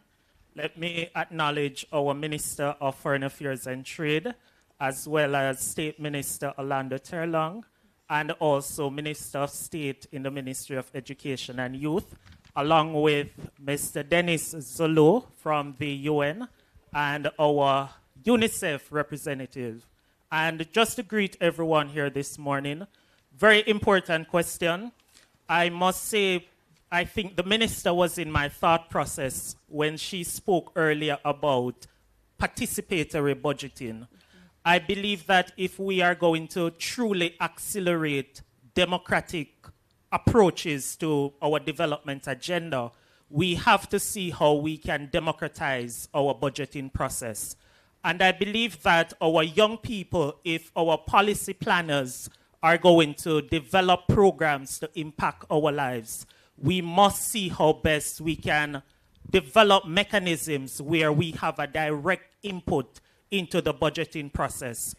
In previous years, Jamaica was confronted with high levels of debt. And so a lot of what programs were implemented, it came from what I would describe the what left. When we pay our debt, whatever is left, that is what goes to programs. But we are now in a dispensation where we have more money available.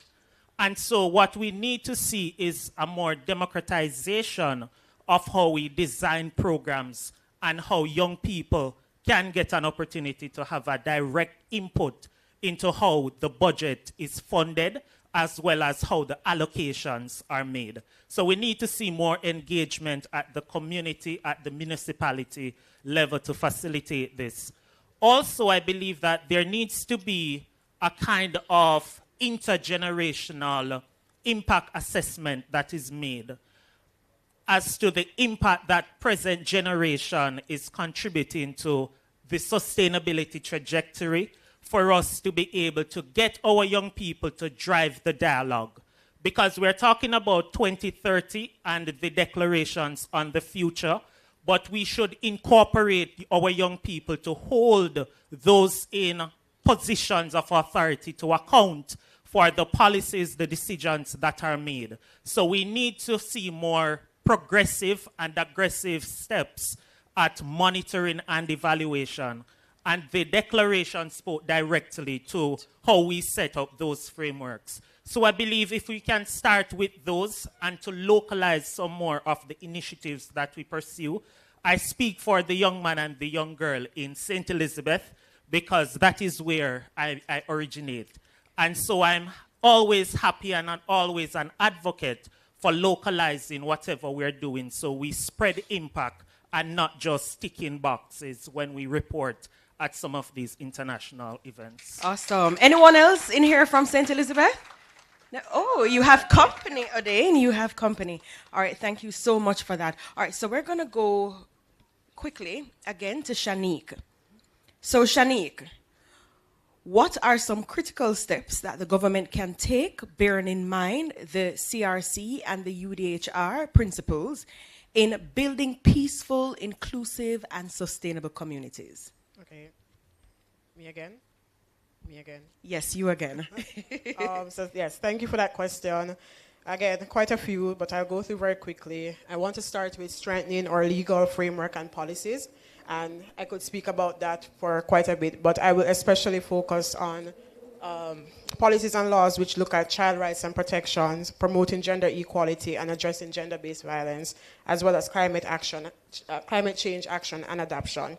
And even on this, as regards to strengthening, we also have to zero in on the delays that usually happens when it comes to finalizing our laws and policies to address the issues that deeply impact young persons. And two that I want to especially focus on are the Child Care and Protection Act, which has just been sort of wavering in the wind for a while now, as well as our national school nutrition policy, which we're hoping we would be able to see finalized for the start of the new school year.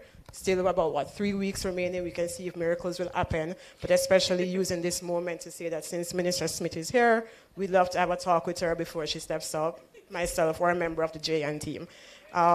We're also looking at strengthening and facilitating conversations with existing groups, especially those at the grassroots and community level that are already there doing the work. For the most part, they may not be regularized, but they are doing meaningful work, and so we should focus on supporting them in many ways that we can.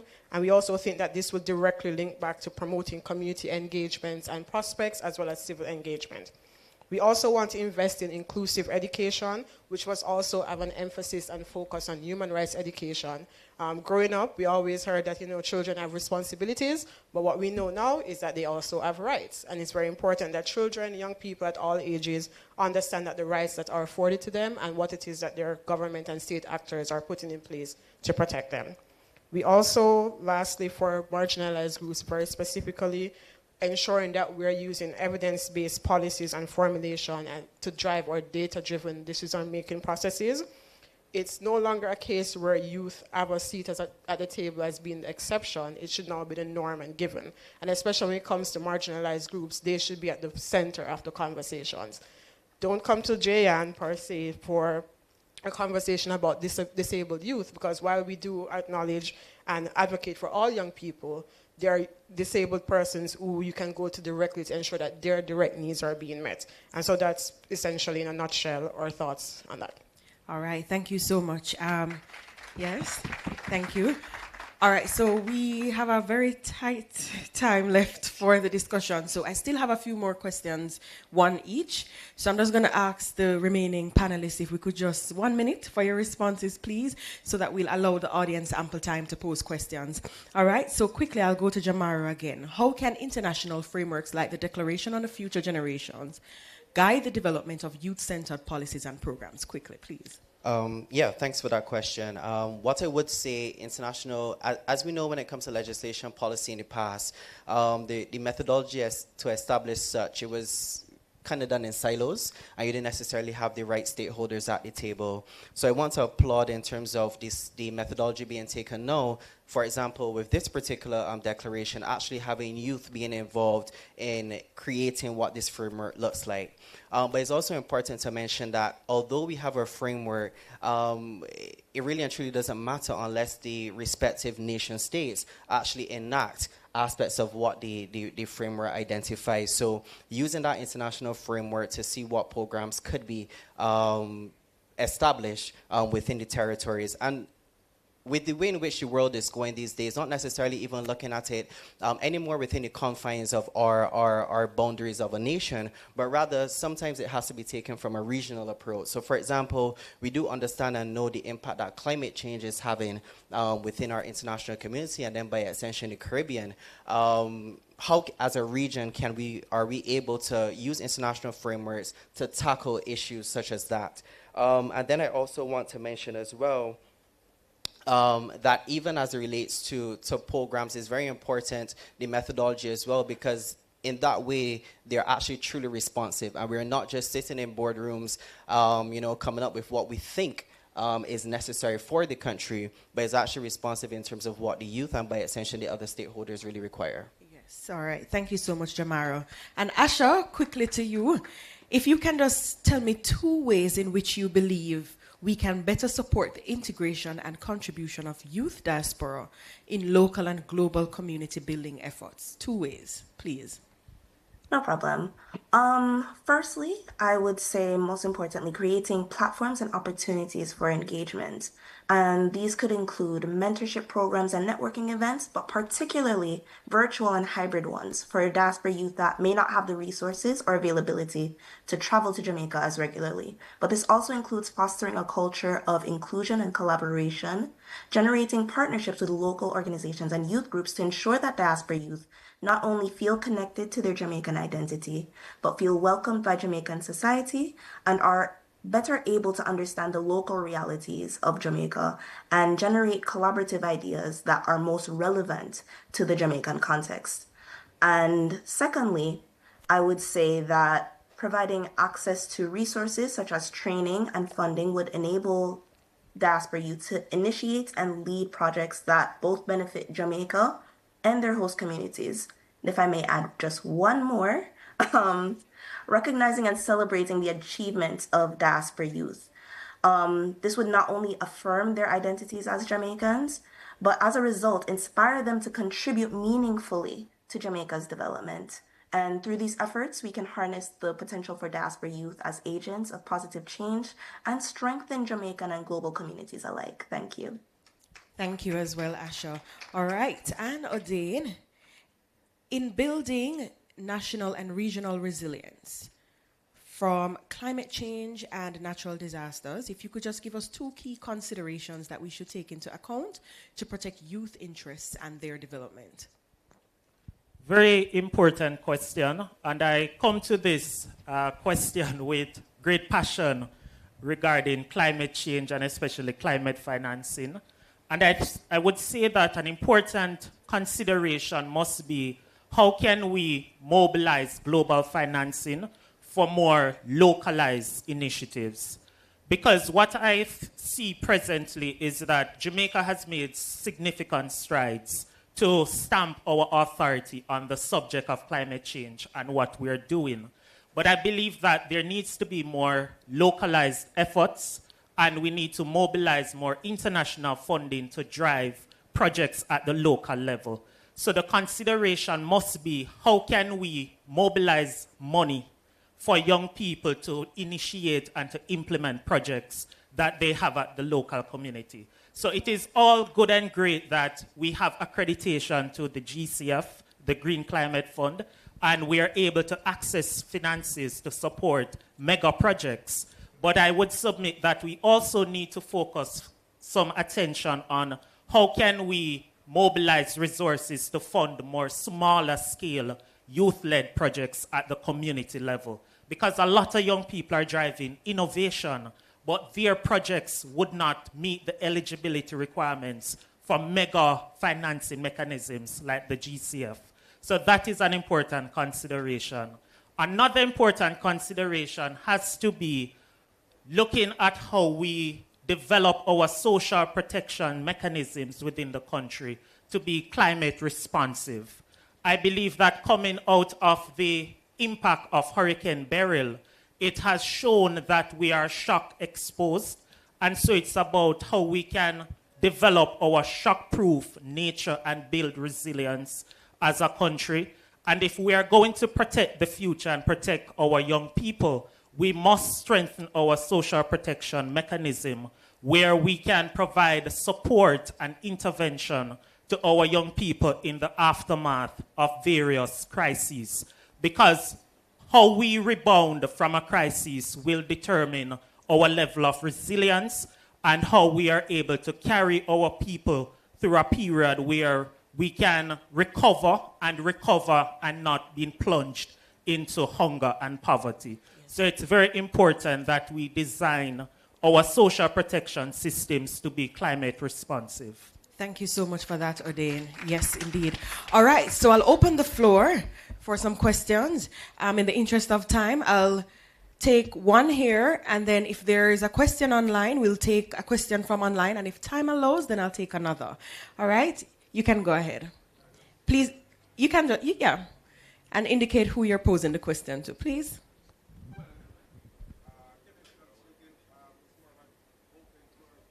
Oh, it's an open floor question. Mm-hmm.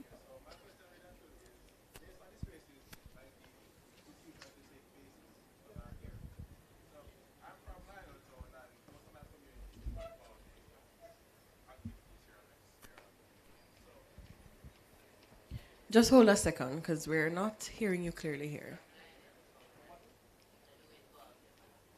Oh, he's from Lionel Town, and we don't involve them. All right, go again. All right, so from the beginning, my name is Kevin Pinnock, and my question is an open floor question.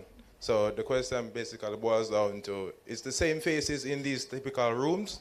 So my question generally is, how can we get more people exposed? I know that you have all these programs, and that's all well and good, but what are the numbers behind how many people you're impacting, and does it last beyond the day, the week, the month? Does it go into years? And you mentioned generational impact.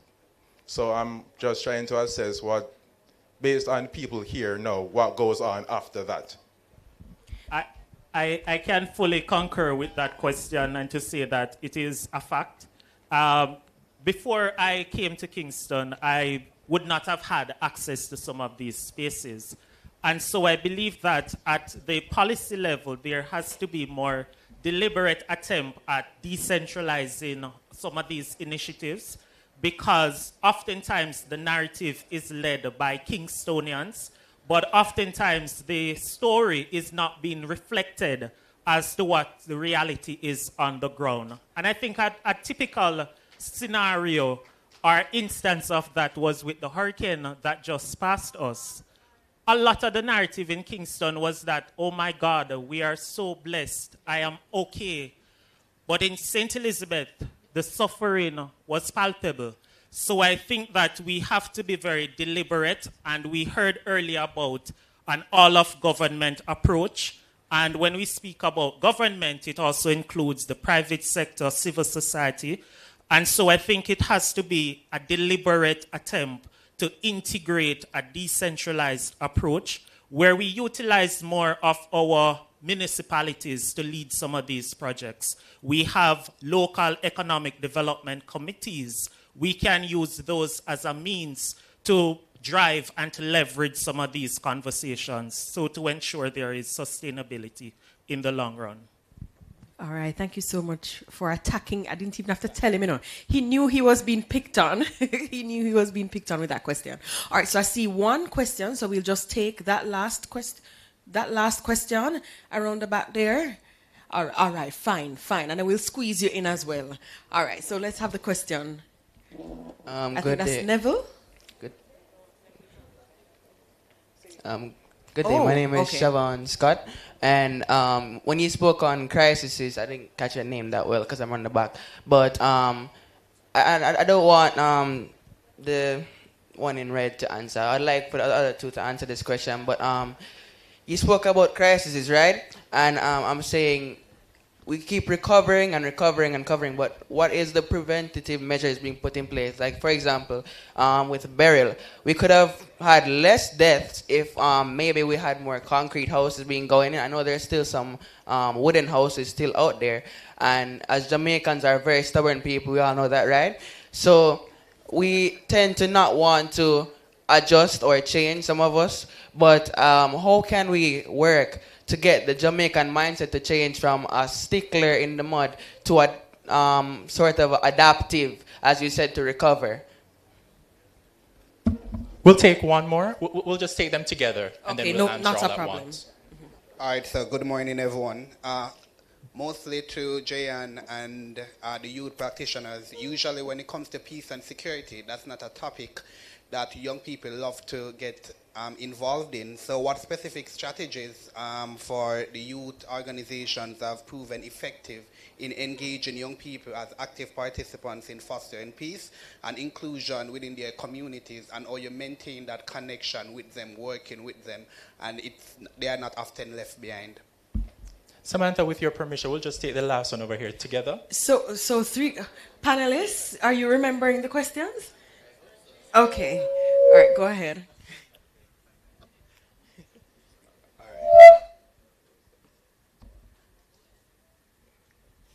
Okay, good morning, everyone. This question is for O'Dane Brooks. Yes. So you spoke on resilience, right? So do you think to optimize Jamaicans' independence, do you believe do you believe optimizing Jamaica's independence and its own resources would be an appropriate path to fostering greater resilience? Because I believe it would. And I think one thing that makes us not so resilient is because we aren't as, I believe we are capable, but we do not maximize what we have. Yes, that's it. So do you think that's an appropriate path?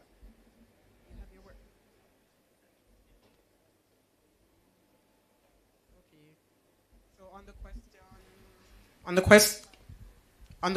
question about there was one before that. Oh, the societal change as required for adapting.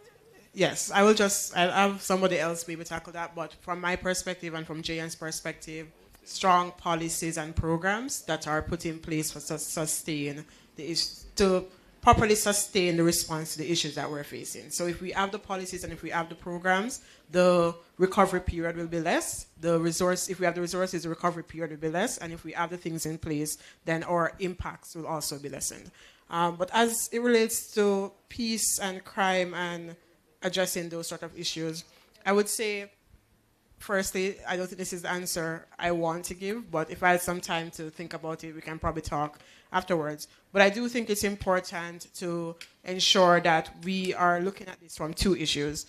Young persons who are impacted and affected by crime, as well as whether that is directly or as observers, and also young persons who are in a position to help to address the issues. So persons in leadership positions within their schools, within their communities, within different organizations who we can equip with tools and skills to address conflict, to do alternative methods to violence sort of thing, to support their counterparts who may be involved in crime, who may be victims of crime, and also can connect persons to the different resources that are available. I wouldn't say it is that young persons are not interested. I do think that we can acknowledge that they're greatly impacted by it, but often probably feel a sense of purposelessness, for lack of a better word at this time, that they can't do anything about it because it's probably an issue much bigger than we. And so we should also just focus our energies on the small programs and skills that we can implement with young people to help address it within their schools, communities, and those spaces. All right, I think I'm just going to tackle the question regarding the societal change as required for the adaptive response, or proactive response rather. And all I would say is that this approach, all parties involved have to come to the table. So for example, the government, as Shanique would have mentioned, policies, legislation, resources could be provided, but you also need citizens to also come to the table to actually participate and enact these policies, the programs. I mean, unfortunately, sometimes with hurricanes, and it's not just unique to Jamaica, but as a Caribbean, we believe that, well, I'm from Barbados and God is a Bajan. The same way how God is a Jamaican and God is probably a Trini. And we don't necessarily take these natural disasters seriously until it's too late. So if we were to also change the approach in which we see these issues impacting societies, then that can also lead to some more positive outcomes. And we can also reduce, but really and truly, both parties have to come to the table. I mean, government, there's so much government could do as IDPs, as whomever NGOs within this space. They can offer what they can, and citizens also need to come to the table to see how best we can work together. All right, thank you so much, Jamaro. All right, so we have... Oh, there was one for you. Oh, sorry. So I think the question was relating, how can we maximize to build resilience? So I think that at the core of the vulnerabilities that we face as a country is largely hinged on the fact that we are what is called an open economy. So we depend heavily on imports.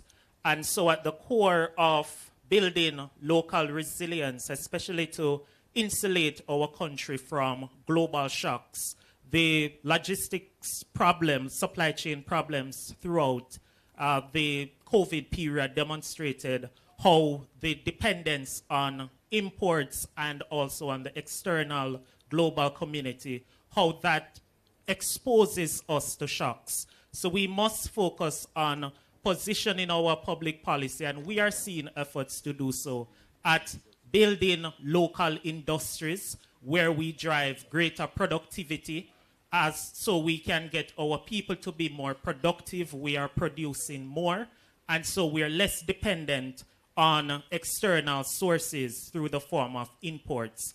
And so at the core of it, we must drive local production, and also on the budgetary side, we must continue to see efforts to build resilient financing infrastructure so we can recover from different global shocks and global phenomena.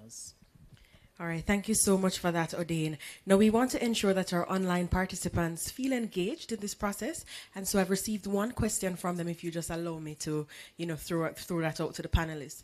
So, to the panel. So, the question is, how could we promote civic engagement in youth institutions, given the current lack of interest by some youth who observe lack of development by government?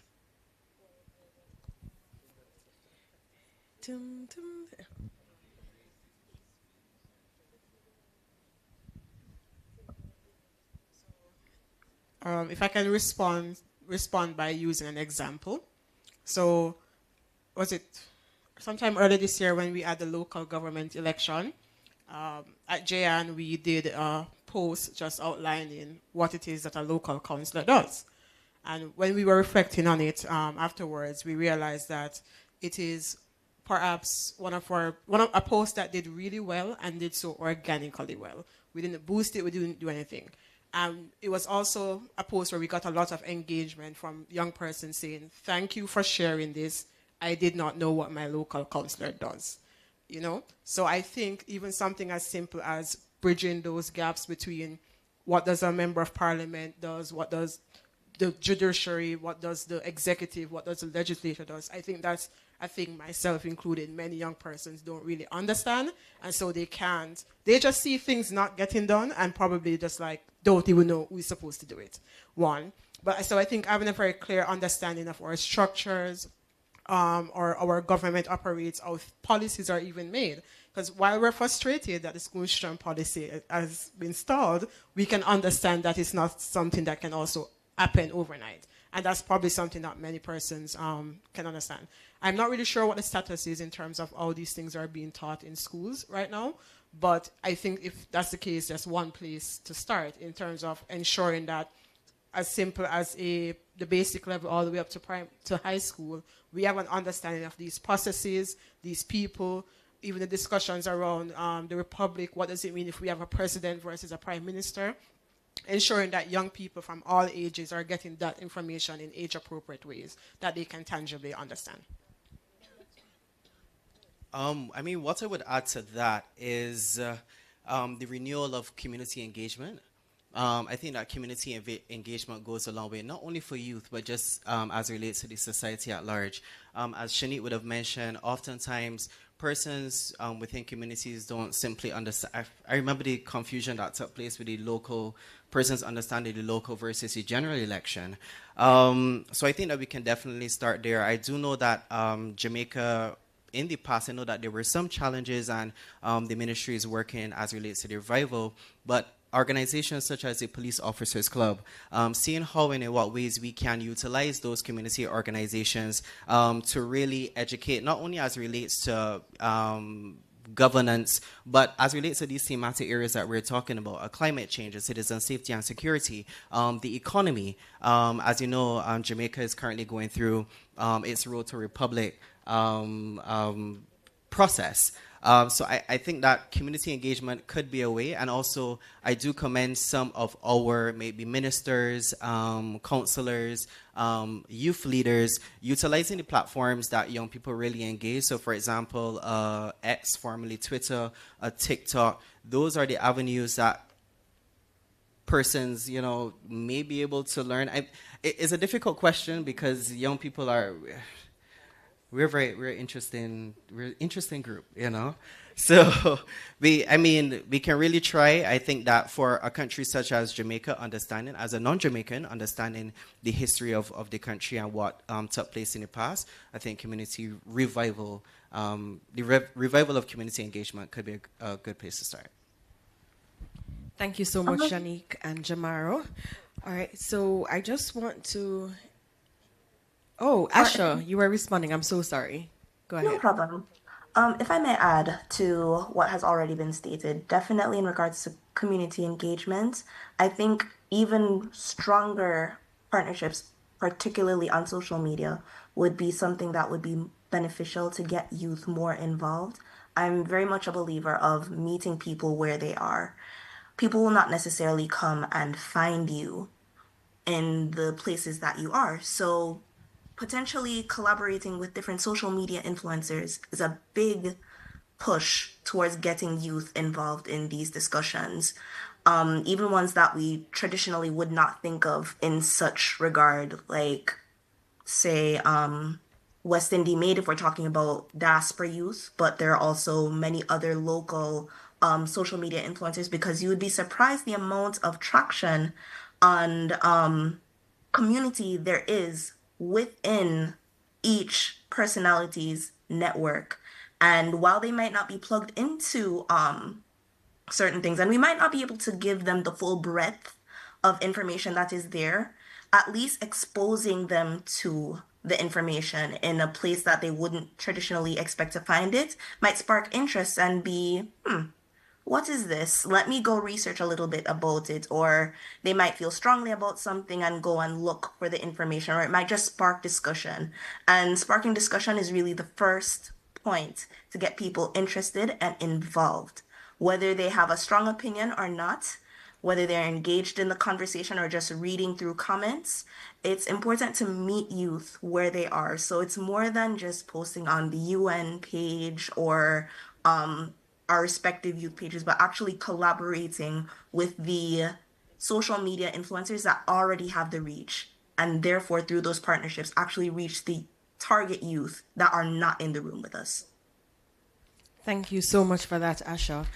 All right, so I just want to take this time out to thank all our panelists. You guys have been very thought-provoking, as we had said before.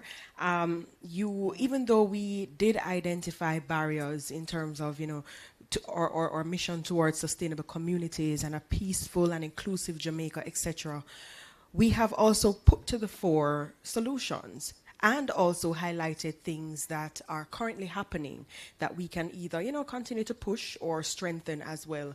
So I just want to say thank you so much for participating. And, we look forward to more engagements as the event goes on. Thank you so much.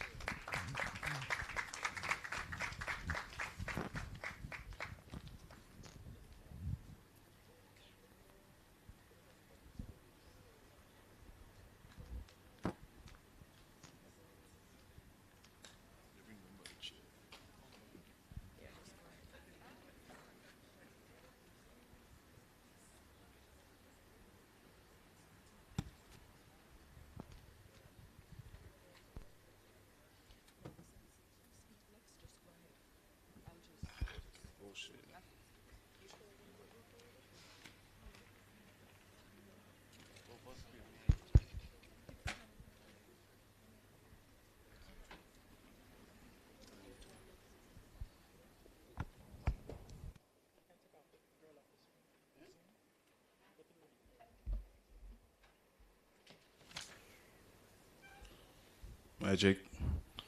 Okay, so thank you, Samantha, and the panelists for that discussion. Very excellent, very insightful. Help me out, guys. Very excellent, very insightful. No, just give me one word and I'll just piggyback on that. So very excellent, very insightful. No, that's the last one, that's the last one. So very excellent, very insightful, very thought-provoking.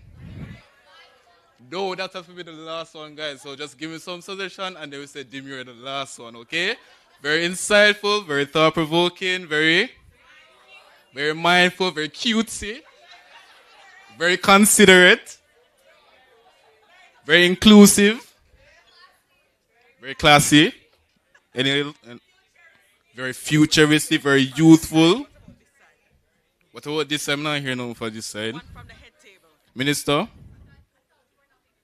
No, we are including one.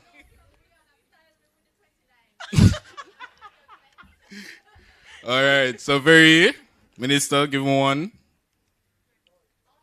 Very awesome. And then together, very demure. Okay. All right, so we're going to give away our next prize. So here's how you can win, so listen carefully. So you will be given the opportunity to share your thoughts on the most inspiring thing you've heard so far today. Post it on social media with the hashtag #FutureReadyJamaica. I repeat, post on social media with the most inspiring thing you've heard today with the hashtag #FutureReadyJamaica. So when we see the post, we'll determine the winner, and then we'll get back to you later. All right, so we just want to encourage you that whilst you post, please be creative, be impactful, because who knows? You don't know what the prize is. So, you nice it up for us, and we'll ensure that we nice it up for you. All right? Okay.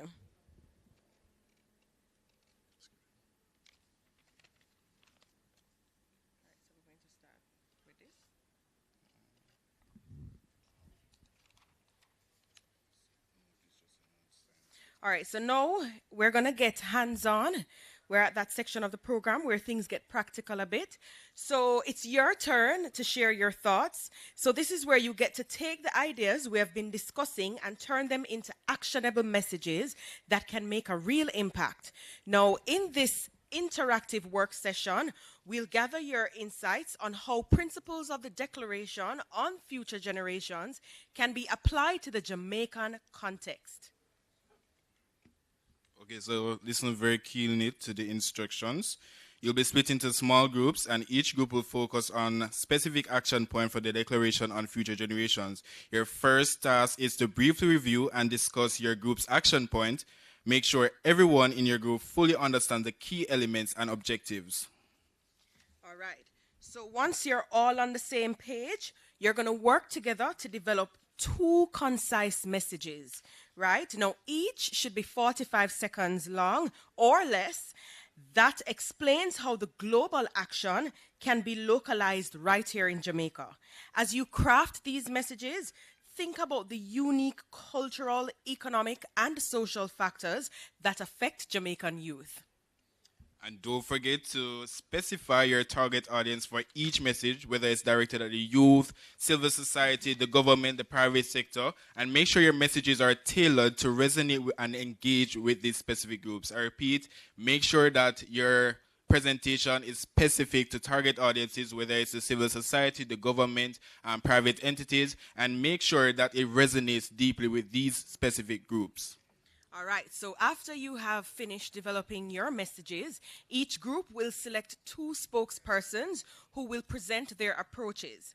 Now, these spokespersons will then head over to our on-site media room. Where's the on-site? Okay, it's outside? Oh, outside, nice botanical background and everything. So these spokespersons will head outside to the on-site media room to record their talking points. Sounds exciting. You think we should go out there and record our talking points? We have lots to say, don't it? Yeah, man. All right. So everyone, here's a quick rundown of the themes for each group. So group 1, your focus is on how we can make decisions and policies that learn from the past and plan effectively for the future. How do we ensure that the choices we make today can be informed by solid evidence and foresight? And this group will be led by Shelley Trim. Shelley, all right. So we see Shelley's at that table there. So if you wish to... Right, so that's where Shelley will be working from with Group 1. All right, so Group 2 will be led by Mrs. Kamisha Swaby. All right, and that group will focus on strategies that ensure that everyone has access to education that prepares them for the future, leaving no one behind. The question is, what does future-ready education look like? And how do we make it inclusive for all? Group 3, your focus will explore how development can be driven by people and measured by metrics that consider the environment. How do we balance human progress with environmental sustainability? And that group will be led by Shanique Bowden in the pink. Awesome. All right. And Group 4 will be led by Sabrina Barnes. This group will focus on building a strong, resilient future that is responsive to shocks, centered on human security, and safeguards the most vulnerable, including children, youth, and families. The question is, what does it take to create a future where everyone is protected and secure? Group 5, your task is to explore how we can ensure that our democratic processes are inclusive and consultative, safeguarding the needs and interests of future generations. How do we make sure that everyone's voices are heard in the democratic process? That's the question. How do we make sure that everyone's voice is heard during the democratic process? And that group will be led by Javion Nelson. Where's Javion? Okay, so that's Javion, ladies and gentlemen. All right. And group 6, Jamaro Marvel will lead that one. Where are you, Jamaro? Even though them know you look like, all right, he's sitting at a table already. So group 6 will focus on a horizontal approach to sustainable development that includes all voices and safeguards the needs and interests of everyone in society. How do we ensure that sustainable development is truly inclusive? Okay, so and last group, group 7, your theme is about fully engaged and financed youth participation in system of multilateralism.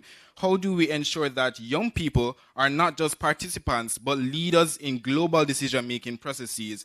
That group will be led by Odain Brooks and Paula Istoriz. Let me get that right. Okay, so remember, this is your chance to make your voices heard and shape how these global actions are applied in our local context within Jamaica. So get creative, think big, don't, think small-minded, think big, and most importantly, have fun with it and be creative. Be youthful. And don't follow the stylings by Rihanna. She did style me too, Minister is not here alone. I get style too, but all right. So let's get to work. Whilst you work, we'll be circulating written guidance to each group to answer any questions and to hear the amazing ideas that you're coming up with. All right, so let's get started. Let's go. Oh, so in terms of the time, if 10 minutes, 15 minutes, all right? So you have 15 minutes to engage in your various discussions.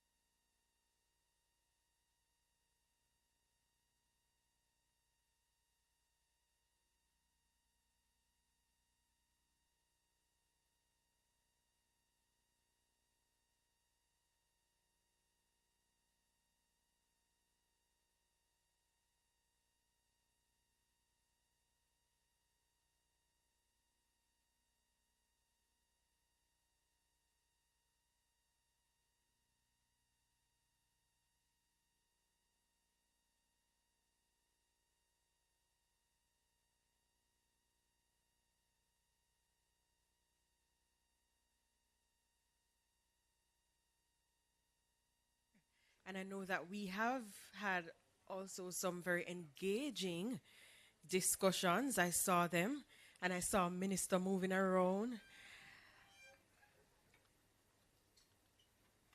All right, so just giving the person some time to be seated again. So now it's time for us to share the powerful messages that we have crafted in our various groups. I just love the way how I'm saying we and or, and you know, it's just beautiful. All right, but this time, I know we had done some recordings. Some persons did their recordings outside at the media spot. But in the interest of time, what we will do is to call the various groups, and they will just, I think it's one spokesperson. One spokesperson will come up and they will just share the message. You have less than a minute to do so, please. So make it nice and spicy. I know you're all good for it. So we will be calling the groups up shortly. We're just giving the persons at the buffet a minute, please.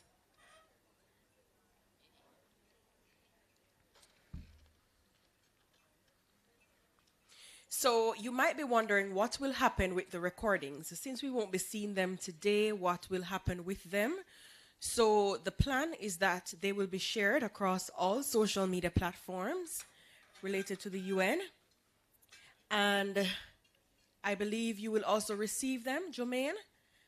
Yes, right. So you will also be privy to the recordings as well.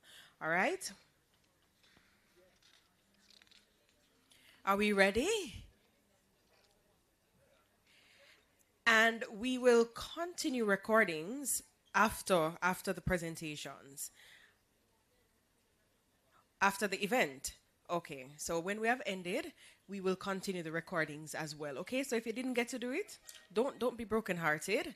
There's still an opportunity for you to do your recording again. All right? So, without further ado,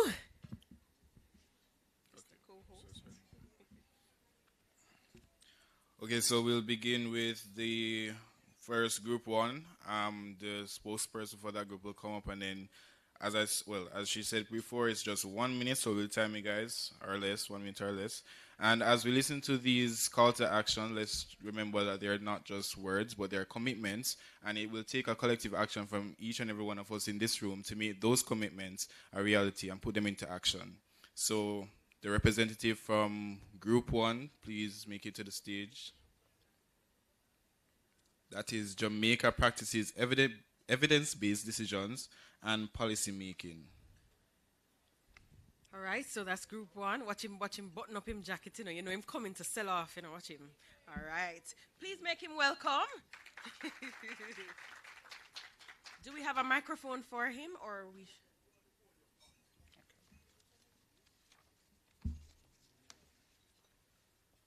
Okay, so as was mentioned before, our theme was Jamaica practice evidence-based decision and policy making. Right? To be future ready, the government should broaden its perspective by actively including persons with special needs and also persons from low-income backgrounds, engaging with these individuals, incorporating their experiences in the government can also give valuable insights into specific challenges they face. These policies are not only evidence-based but also addresses the real needs of all community members, leading to more effective and equitable changes and outcome. To be future ready, this is what we want, and that was what we came up with. Thank you.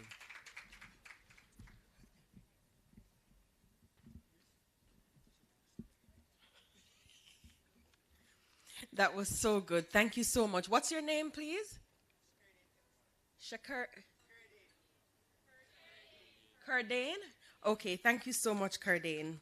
Yes, please give him a round of applause. All right, so before we call up Group 2, let me remind you of the hashtag. So if you want to react or respond to any of the messages that you have heard so far, please remember to use the hashtag for today. Future Ready, JA, right? on all your social media platforms. I'll also like to remind you to check with our UNICEF representatives in relation to the new poll that they launched today towards, the kind of future that we want. All right, so they're located at the table. Just raise your hand so that they may see. Right, awesome. All right, so calling group 2, Jamaica's education system is inclusive and future ready. Let's welcome them.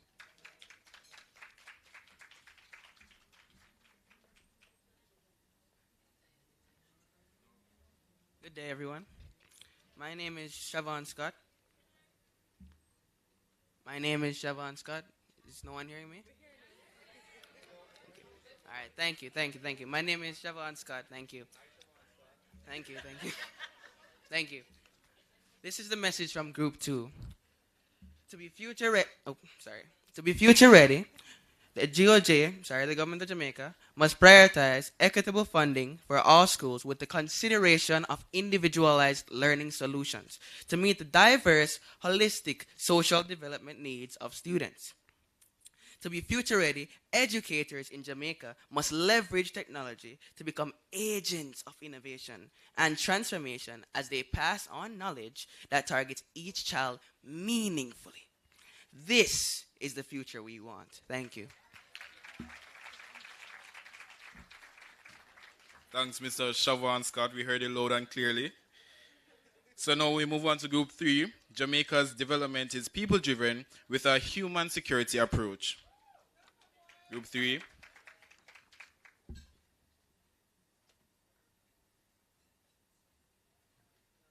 All right, so our two messages, one of them is directed to young people specifically, and just to be a bit more specific, organized groups particularly. And the other is directed to policymakers. So going firstly with policymakers, to be future ready, we need robust, comprehensive, and inclusive policies that defend our human rights and recognize development as more than just numbers. People-driven development is about advancing and improving life for everyone. Let's push for policies that prioritize well-being, sustainability, and equality, ensuring that true progress uplifts every person and protects our future. This is the future we all want. Secondly, to young people, to be future ready, we the youth need to be actively engaged in decision-making processes. Ensure that the youth perspective in all its diversity is represented. Jamaica's development must be people-driven, but more specifically, it must be youth-driven. This is the future we want.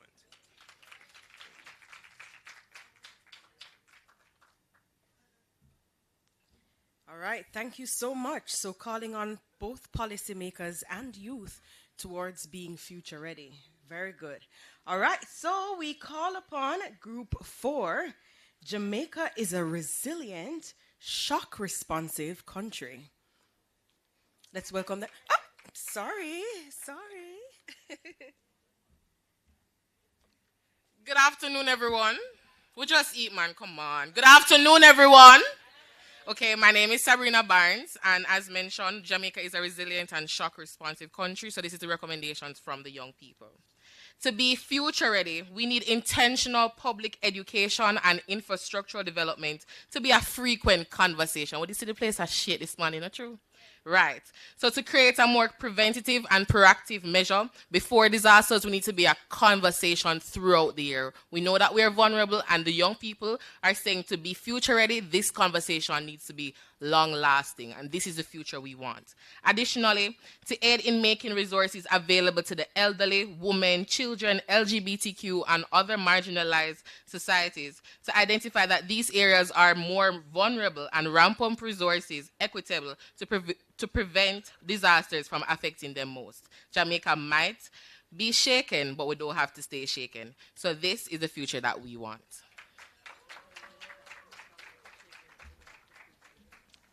Jamaica might be shaken, but we don't need to stay shaken.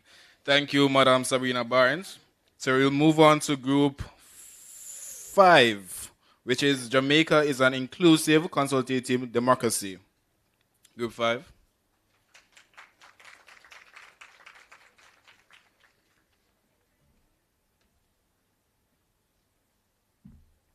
Good afternoon, everyone. So my name is Dashawn Carter, and this is what we had. So to be future ready, nation leaders must ensure that local government facilities who are responsible for change are accessible by every facet of youth in the country, and all communication strategies are flexible to ensure they can reach and be reached by all persons, regardless of age, background, or educational status. This is the future we want. To be future ready, policymakers must engage youth from all walks of life in every stage of the policy process. A conservative effort must be made in streamlining said processes, whether it's commenting or consultation. By doing so, policies will be more reflective of the diverse perspectives and the needs for our demographic, ultimately leading to more effective and sustainable outcomes. This is the future we want, and this is the future we deserve.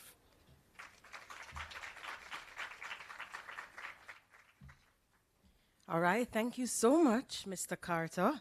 So he said that local government facilities should be accessible and communication should be flexible and policy should be diverse to present the perspectives of the youth. So thank you so much, Mr. Carter. All right, so we now welcome Group 6. Jamaica embraces progressive partnerships for the achievement of the SDGs.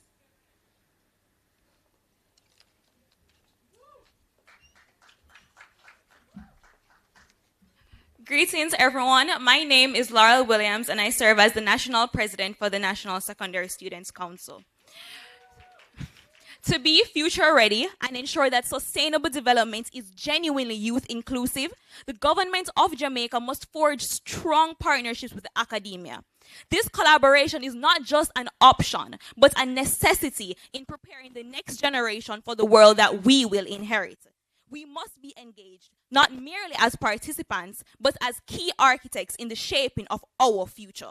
Our voices must resonate in discussions and be transformed into actions that reflect our perspectives.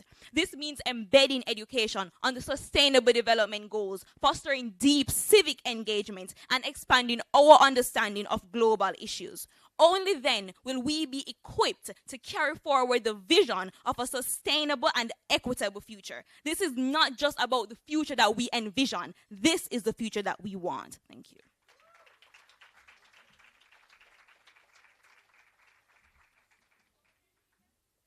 Thank you, Madam President.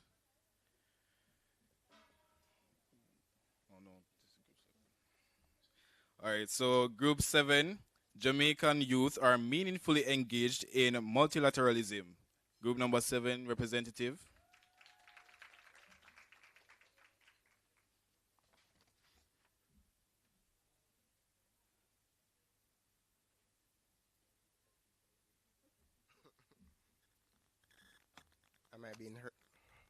Am I being heard? So, as mentioned, Jamaican youth are meaningfully engaged in multilateralism. To be future ready, international organizations need to collaborate with local youth councils and youth-led organizations in order to spread civic awareness about the role of multilateralism and engage active youth participation.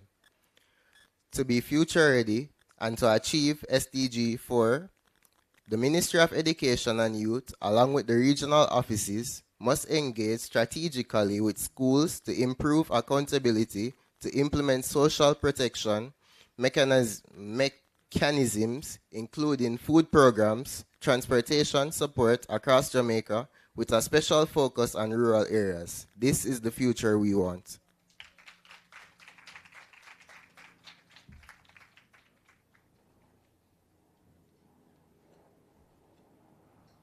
Thank you, Malik.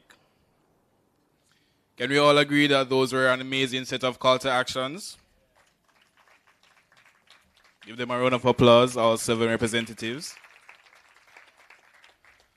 So each of those messages reflect the creativity, innovation, persistence, and passion of Jamaica's youth. So we have heard your voices, and now it's time to make sure that these messages resonate far beyond this room. Let's take these calls to actions and turn them into real change for our communities, our country, and our future. Now, I just want to remind you that they're not just messages, they're what? Say it louder than that, man. Thank you very much. All right, so before we wrap up today and we invite Minister Terlong to speak, we have another giveaway, right? So, this one is really special because it's about your vision for Jamaica's future. Kevin, you want to tell them more? Okay, so basically, the first person to raise their hand and give one sentence about their vision for Jamaica. Wow, I thought we would have had hands up fighting each other. Don't delay your responses like Tosh, guys. All right, so I see 3 hands up. Can you come forward, please?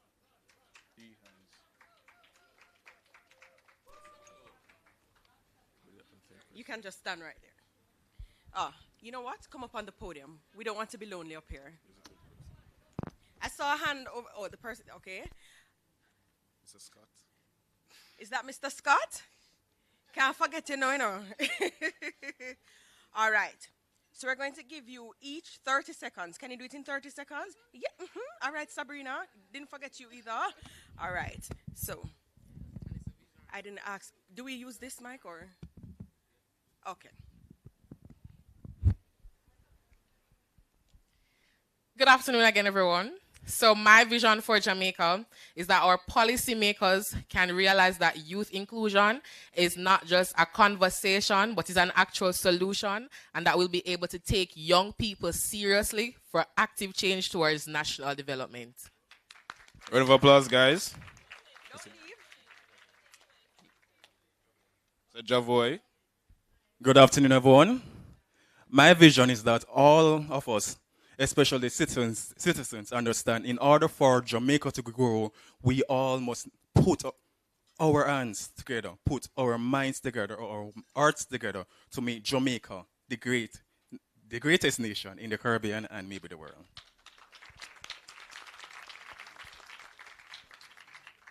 Hello again. My vision for Jamaica is to make Jamaica all-inclusive and, as much as possible, future-ready.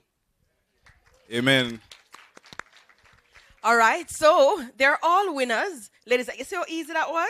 Yeah, man, they're all winners. So we just want to congratulate them and thank them for sharing. So some of what we heard was that they don't just want us to be beneficiaries, but also participants towards our future. And they want us to be inclusive and also the best nation in the Caribbean. So clap them again. Yeah, man. Oh, all inclusive. My bad. All inclusive. All right. So, as we bring today's dialogue to a close, we'd like to invite Minister of State, the Ministry of Foreign Affairs and Foreign Trade, Alanda Terlong, to share his closing thoughts. Minister Terlong, the floor is yours.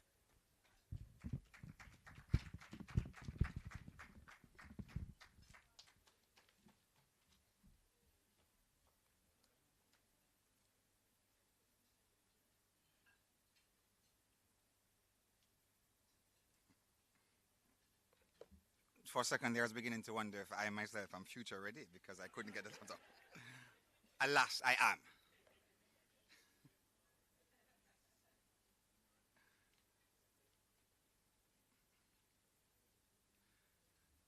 To our very demure masters of ceremony, who were so mindful of the time constraints and the importance of having our youth seated together to discuss not just the present, but the future of youth and sustainable development. Senator, the Honorable Kamina Johnson-Smith, Minister of Foreign Affairs and Foreign Trade, the Honorable Marsha Smith, Minister of State in the Ministry of Education and Youth, Mr. Dennis Zulu, our United Nations Resident Coordinator, His Excellency Brian Wallace, the Permanent Representative of Jamaica to the United Nations, who joined us online, other members from UNICEF and other development partners and international agencies, youth leaders joining us here in the room and, of course, online, our Global Jamaica Youth Representative, Asha, who joined us, distinguished ladies and gentlemen all. Good afternoon. It is certainly an honor to address you today and to extend my heartfelt commendations for your active participation in this dialogue. The rich and engaging discussions we've had as we prepare for the Summit of the Future have truly been inspiring. Jamaica's contribution to finalizing the Declaration on Future Generations will undoubtedly be strengthened by the productive exchanges that we've shared today. Your insights on the various facets of this crucial pact for the future are deeply valued and appreciated. As a Minister and Member of Parliament, my schedule is often filled with numerous engagements. Despite this, I have made it a priority to follow the initial proceedings before my arrival online, and I am genuinely impressed by the depth of discussion and level of engagement. Your contributions are making a significant impact, and I'm grateful for the opportunity to be a part of this important dialogue. I certainly wish to thank our co-host, Mr. Dennis Zulu, United Nations Resident Coordinator, and his team for their strong collaborative efforts in staging today's event. Let me also acknowledge Ms. Olga Isesa, our UNICEF Jamaica representative, and Rayanne Robinson from UNICEF Youth Council, her membership there, for their insightful presentation on the findings of the U report as well. I also had the pleasure of joining Olga and other members from her team, I believe it was last week, as we discussed violence against children and the work being done here in Jamaica to stem violence against children, and also the work being done by UNICEF at the international level. I must also commend all our young kings and queens, you, our youth, from your various groups across Jamaica and across the diaspora for your invaluable contributions today.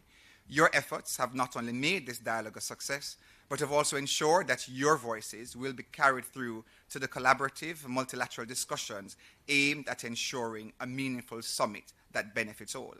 I must pause here also to note that at some point, I wish that all Jamaican youth would be further enlightened as to the place you occupy in Jamaica's governance structure. So as was stated earlier, we do not believe in just a blanket statement, oh, that youth should be at the table, or we understand and appreciate that Jamaican youth are in fact seated at the table as key partners and stakeholders in Jamaica's growth and development. Your enlightening should also indicate that Jamaica is one of the few countries that hosts an annual youth parliament. Jamaica is one of the few countries in the world that also has a youth advisory council that sits and meets with the Prime Minister. So your thoughts, your actions, your perspective of the present and the future plays across every single budgetary item, policy decision, and developmental program that happens in Jamaica, because in all things, you have a very youthful Prime Minister who just turned 51, the Most Honorable Andrew Holness, who understands and appreciates the significance of youth as a part of the solution for the sustainable growth and development of Jamaica. So I applaud you all for being effective youth leaders and stakeholders in the governance structure of Jamaica.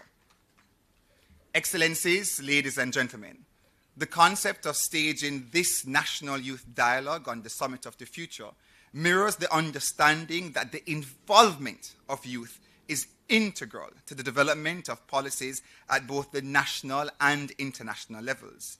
The government of Jamaica is therefore committed and maintains our commitment to representing your represent your interest and inputs in the outcomes of the Summit of the Future.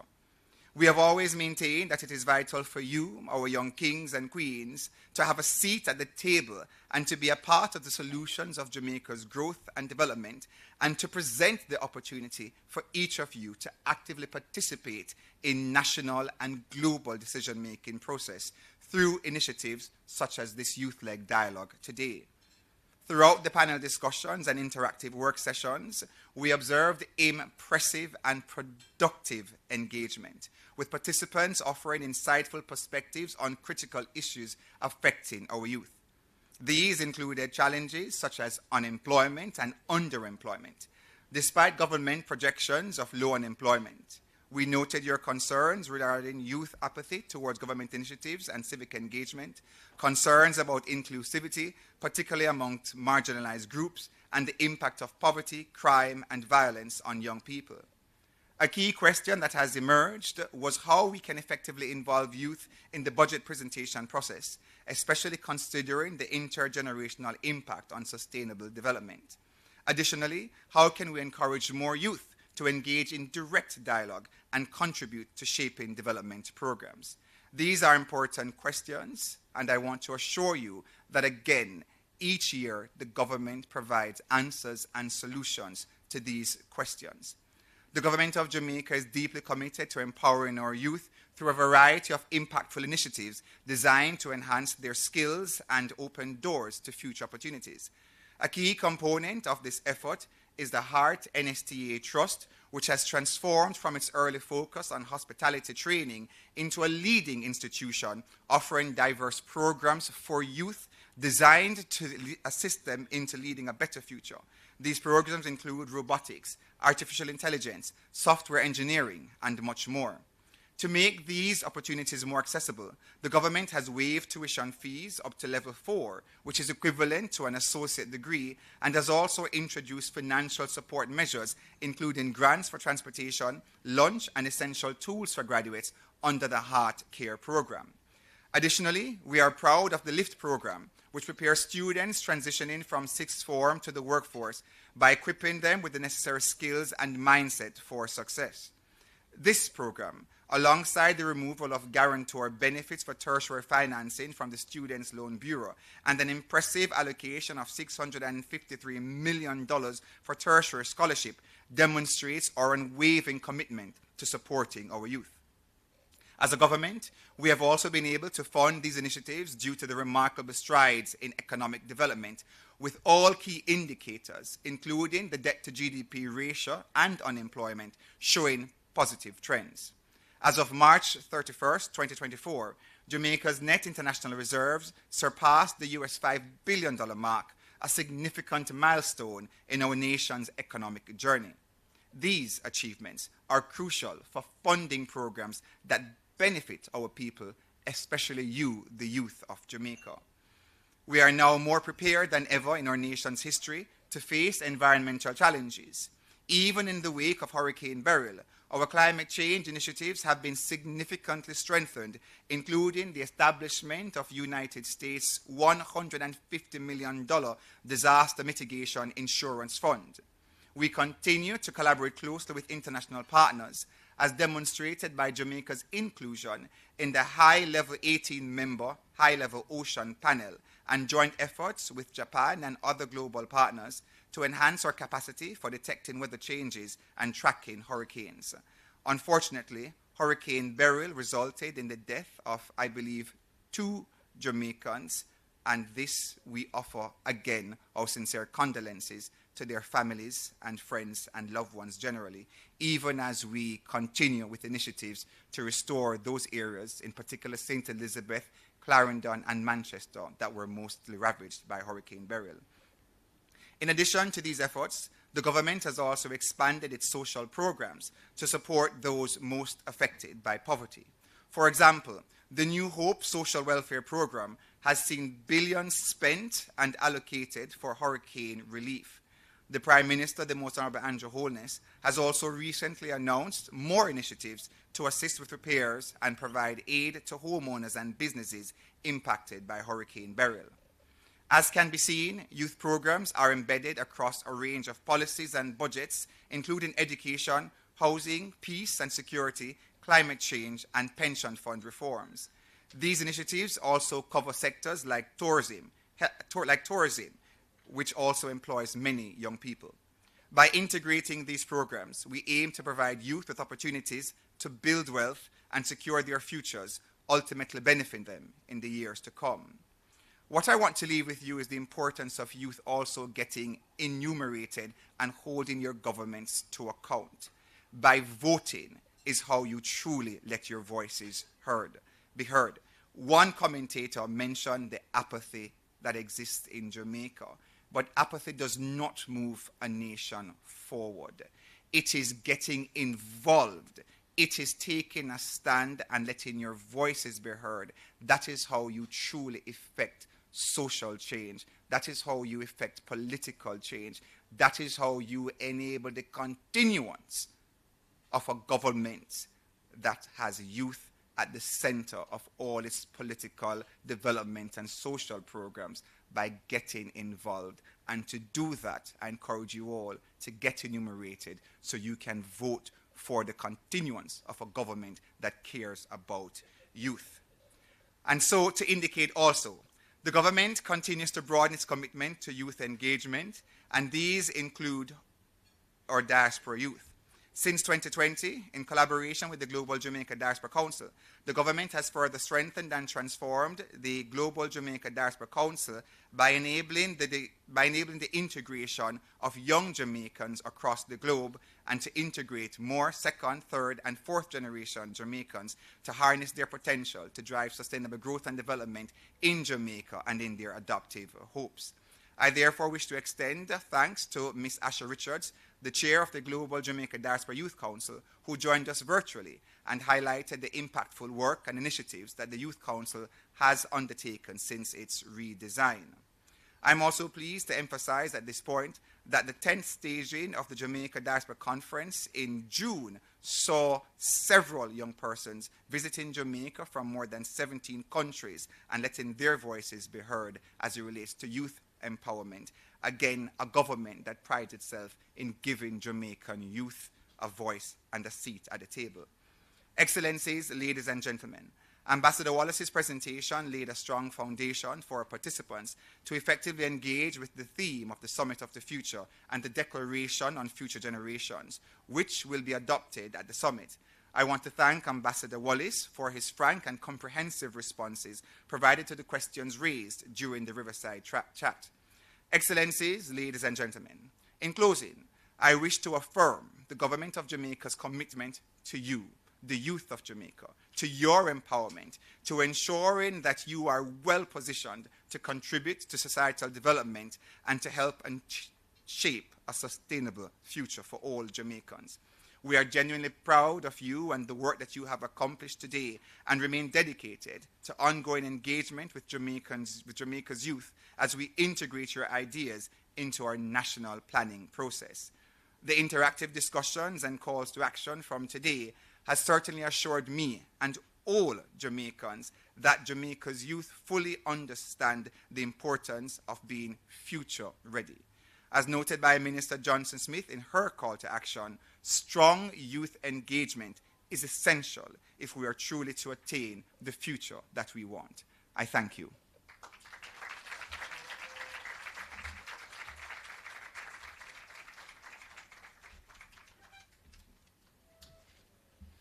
Thank you, Minister of State, Orlando Terlong. And before we wrap up, we want to thank each and every one of you here today for your participation. The conversation we had today are just the beginning, and we look forward to continuing to build the future for Jamaica and the rest of the world. And before I say my last few words, I am told that there's a birthday today. So we just want to say happy birthday to O'Dane Brooks. He is the CARICOM representative. We also had him on the panel. Is there any other birthday today? No? All right. O'Dane, if we weren't running out of time, I would have sang to you, but after this, okay? All right. Okay, so remember, the future isn't just something that happens. It's something we create. Thanks to everyone for coming out. We want to thank those who participated. We want to thank members of our head table for staying with us from start to end. We don't take that for granted. We know that you all have been, clap them, yes man, from start to end. We don't take that for granted. We know that you have busy schedules, but we're important, and that is why you're here today. So we want to say thank you.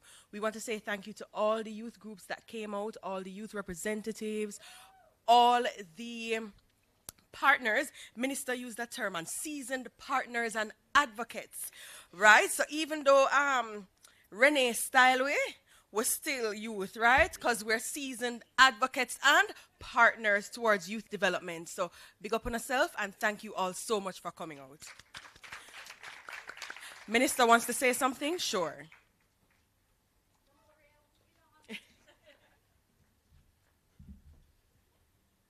Thank you again. I wanted to make a point without going on too long and without repeating any of the clear and solid points that have been made earlier, but to connect the dots. What has followed through all of the tables, one of the 2 points that I found most often repeated was the concept that young people don't just want to be conceptually at the table. So having an event like this is not enough, and we get that. And it actually follows through a lot of our formalistic discussions, but I wanted to give you the assurance that we're not just saying this. The UN has committed to creating a document that will capture all of the calls to action that have been made today for an official presentation to the government of Jamaica, so that the ministry will have this as the clear youth views, youth priority views that we take into our discussions on the Summit of the Future.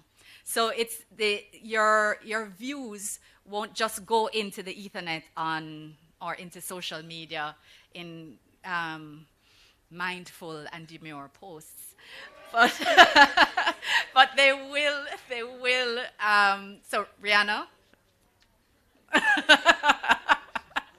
Okay. But they will actually follow through. So I want to encourage you to follow what's happening with the summit, follow what's happening with the pact. I, for one, want to know whether the silence procedure gets broken before 4 today. As soon as I find out, I'll try and do a post. But it's, even if it gets broken, and even if it is that, as we encourage you to be optimistic, and Ambassador still has us having to process the fact that sometimes we really do have to work across 193 countries with a target of being least collectively unhappy, right? The least collectively unhappy. It doesn't mean that your ideas won't be captured, and if not captured in the document itself, that they will not have been recognized by the UN system here, by the government of Jamaica, in order to look at implementation as well, which is the next and possibly most important phase. So you'll have broad language in order to find compromise, but we are informed by your priorities. So I wanted to thank you again for your very clear and knowledgeable participation in today. I've been thoroughly impressed by all that I have heard, and it fills me with renewed hope, and every assurance that we are, in fact, future ready with you. Minister, don't leave the stage as yet. We're inviting the members of the head table to come up to the stage for a photo op. All right. Or we can go outside and take it. Okay, guys, Minister is requesting that we take a collective group picture. So once we're finished here, we'll go outside and take that big group picture.